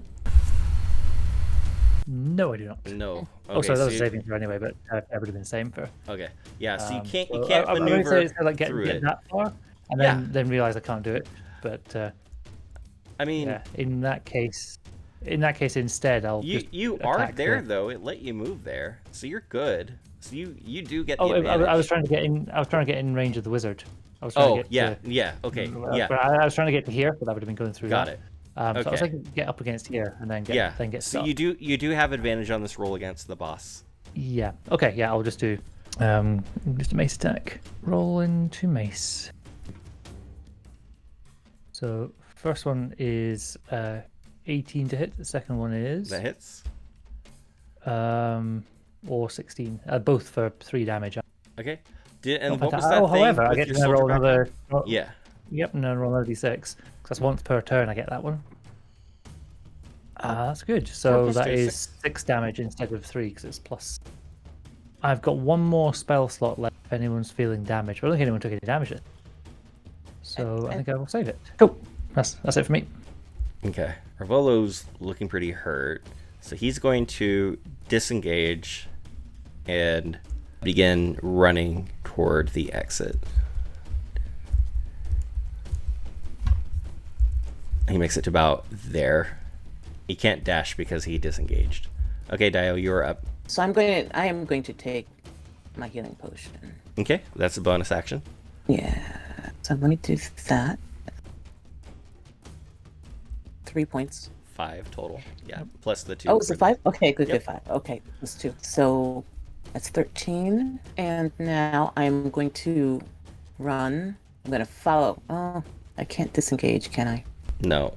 Uh, I do see you have daggers. You can throw daggers. I can throw daggers. I was Yeah. thinking of doing it when I was outside the tent. But I'm mad. I'm angry. You can run up and punch him. You will I take. think I'm just going to run. Okay. 'Cause So I have a these- spear, though. You can throw a spear I might too. throw it. I think I'm going to throw the spear. I think I'm mad and I'm going to throw the spear. Oh, Yeah. natural 20! Yeah. Because I'm mad. They keep making me sober. I don't want to be sober. All I right. wanted to be drunk in a bar. I didn't want to be in public. How much damage was it? It was 8 total. Yeah, this guy, he's at this point barely standing. As this Boolalas shoots an energy blast at Bren. Okay. 16. Let me see what kind of damage that is, and also 16 roll it. 6 points of cold damage, as one of the blue Boolalas shoots a cold blast at you. And then Made for it tough for yourself. yeah, easy for you Yeah, to you did. say. And then it is going to make a punch on Goliath. With disadvantage, please. Okay, let me roll the disadvantage. 17. AC 15. Yep. Okay, so you take 5 5 points. damage. Okay. And Bren, you are up. Okay, I'm going to cunning action to disengage, and I want to run up to this guy and tackle him. Okay. Just literally power sliding under the under the boss monster and then tumbling Love it. over and then just jumping on the gnome. Go ahead and roll me an athletics check, and you want to beat at least a 14. Athletics. Come on. Let's just once, please. Be nice. Ah. Oh, okay. So you go to try to attack and grapple him. You're unable. He's too small and quick and wily to be grappled. Okay, but at least I can keep up with him if he keeps running. Yeah. Yeah. He turns and he looks at you and he shouts out, "Swarm! Over here!" And then the swarm rushes toward Bren. I'm like, hey, that's mine. Yeah, I had to like move so many tokens just to get that swarm over there. I apologize. Okay. They're all stacked on top of each other. Okay, it rolls its bite. 9, I think, is going to miss you. Yeah. Okay, Goliath, you're up. Cool. Goliath is not even going to bother disengaging and is going to run round in front of here. So attack opportunity from the Okay. boss thing if you want. It rolls Thank you. an 11. Misses. Oh, with disadvantage, but it's fine. It already misses. Cool. And I'm going to roll. Yeah, I'm going to roll to whack with my mace on the guy. Yeah. So non-natural 20 to hit for 8. Okay, And that's the that best I could have rolled anyway. that takes him down to 0. Nice. Hey. I was aiming to do non-lethal. You could do non-lethal with the butt of your mace, no problem. Cool. So I think what happens is line like comes charging up, just big cuddly Voltron, whatever that thing is, stomping over, and just raises this mace, just clearly just looming over him. And I think at that point, so Okay. rather than actually doing the blow at all, it's just the intimidation will hopefully goes out if you'll allow that. Yeah, absolutely. Yeah, he passes out, he faints, he's down. Nice. If the big boss thing is still standing, It is, yes. cool. I'm going to move some. So I moved to 25. I can go 10 more. I'm going to come back to here, next to my friend, who I've still got a bonus action left. Who's almost dead? I think Carl, your Bren's on not many. Yeah. How are your hit points? Bren is no, but bloodied. I can take a potion. Yep. And how about Dio? Yeah, I'm bloody too, but again, depending on how things go, I can be okay. I can take a potion in my next turn, so I should be okay. Yeah, I'll take some healing, but it's not. I think I'll be okay. I'll healing word and use my last spell slot on Dio, just because I reckon the cuddly Voltron could do more damage Yeah. than the fluff. So yeah, that's my last spell slot, and that is going to be in my spell healing word. You can have a total of 6 points. 6. Yep, that'll Yep. thanks 19. And that is the last of my spells. Nice. So Marvolo is knocked out, which means Dio, it's your turn. Okay, I am going to pull my 2 daggers out, Okay. and I'm going to again try to leap on top of this pillow Uh-huh. teeth. As the And wrestling commentators who are sitting on a bench in the front row go, "Oh my God, she's got the knives! Let's see what happens here." and I am going to. So I roll twice, right? One for each dagger. Yes. I can do. Yeah. Okay. Oh. Okay, that one didn't First work. one's fail. First one's a nat one. Yep. I fall off. I come this like, and I'm like, it's so fluffy. I fall off. This thing turns around and just goes to try to Bruce, did you see that coming? slam its like foot just like to crush you. So let's see how. Oh, okay. On my screen, it got to a 20 and then it rolled back to an 8. So 14 for a total of. That's gonna miss with your AC of 17. And then seeing it turns and it looks over at Marvolo hurt, and it goes, "Who?" And then it begins coming over to where you two are, and it's going. Attack of opportunity. It's still within your attack range, so you don't get an attack of opportunity, unfortunately, as it goes to try to bite Goliath.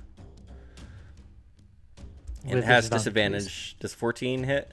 That's a miss anyway. Yeah. Okay. It's a miss anyway. Doesn't matter. Okay. Yeah. Bren, you are up. Okay, so first things first, I'm taking a healing potion. Smart. I should have rolled a concentration for the one hit I took. Okay, so that heals me 6. Okay. And go ahead and roll that concentration, Rich. Yeah, I might have, because that was a little while back, I might have broken it. It's all good. Yeah. Okay, Come on, save. Natural 20. Hey, natural 20. Oh, Very fine. well. Very nicely done. Okay, yeah, I think the boss thingy looks more dangerous, so I'm just going to step the hell out of that. Okay. And you have advantage on attacks against it. So go ahead and roll one more. I mean, that's going to hit, but go ahead and roll again just to see if you crit. Yeah, you might crit. I'm not sure why it's rolling twice. Yeah, it's weird. Okay, so 19 is going to hit for 5 points damage. Okay, and do I get sneak attack on it because Yes, you do. You get sneak attack. So roll 2d6. I'll tell you this thing has 9 hit points left. What? Wait, So wait 1 sec. So I'll just roll 2d6 instead because that's rolled 4 for some reason. I think it's a visual bug. I'm not sure what's going on with it. So I'll take the 7. I'll apply the 7. Alright, not complaining. Yeah. The swarm is still swarming you, Bren. Okay. So Nope. does a 11 hit? My AC is 12, so no. All right, that's a miss. All right, Goliath. This monster, I'll tell you, is down to 2 hit points. Excellent. Do it. Goliath is going to look it up and down. Well, look up, I suppose, more than down at it. And yeah, he's going to actually try and jump, and he's going to try and attack the face. Go for it. But we will see what happens. You do have advantage because of flanking. Oh yes. Roll it. I like Okay. it. Yeah. Well, okay. So first one. That's gonna very hit. But you promising. might as well see. Yeah. All right. There you go. Describe your kill on this thing. Right. Goliath steps up and leaps, aiming for the big mouth, the big face in the center. And as the mace sort of is up in the air, you see little flecks of gold, flecks of light, as the power of Lathandar comes radiantly bursting through, and then just smashes down, and there is an explosion, bright white radiant light, and oh my god, there's so much fluff. And with the monster down, the swarm of Boolalas surrounding Bren, they all kind of like scream out in unison, "No!" And then they all just begin like landing down lifeless one at a time onto the ground. So they are gone as well. They hail la la la. All right, combat's over. You have Marvolo, and the rest of these Boolalas have been destroyed. So, what happens next? I guess we tie Marvolo up very carefully and haul him back to town. Yep. Goliath has him over one shoulder. I put a gag on him And too. yeah. Yeah, he's bound and gagged. Hands in his Easy lap. enough. Easy to do with a guy who is tied up. All right, so Actually, maybe to be cruel, we could just tie him up with the with strips from the bus tire. Slipped a fluff. okay, so you take him where? Back to town, and I think going into town, just hammering on all the doors, getting people to come out, and get everyone out. Is there a town square or something? Yeah. Speak to everyone at once? Yep. And between us, we've got lots of thaumaturgy and things Yeah, as well. I got to. Yeah, really make the Yeah. effect. Yeah, I think on the way, sort of saying as well to the others, going, you know what? For once, I think we've earned our money. We always earn our money. We always earn money. Sort I of think we can ask for more. Rubs a wound in his side from earlier in the day, fighting the fire and the bear and whatever else they were. You know, I've been thinking, where did the money go that the children paid this guy? True. Yeah, they'd paid him something. We probably didn't bother to check the crates particularly. Okay, so when you mention that, you notice, Carl, that on the guy's belt loop there is a bag of coins. Yay! Oh, okay. I'm going to store it away for the party, and yeah, it's terrible that. Be careful, Bren. We're going to share it This out guy's later. full of tricks. It's all right, but yeah, it's terrible that the money that the children paid this guy was never found. Yeah. So, I'm if going y- la la la la. if you were to open up that bag of gold, you would find an extra 100 gold pieces on him. So, yeah. So you stand up, deliver a speech to the town, announcing that the curse is lifted, the cause has been found, things of that nature, and the town is so happy and excited. At least all the adults come out. They're cheering, laughing, dancing. The kids follow. They're kind of mopey, kicking rocks, looking down. But yeah, you have rescued the town of Boolin, and you have taught all of the children in town a valuable lesson. So you receive your 650 gold pieces from Mayor Snyder, who thanks you so much for all of your help and wishes you luck in all of your future adventures, and says you are a friend of Boolin and you're welcome back at any time. And I just want to give each of you a chance to kind of like give a little epilogue for your characters and tell me what does each of your characters do next. So let's just start with Rich. What's the next thing that Goliath goes and does? What does he do with his share of the money from the reward? Yeah.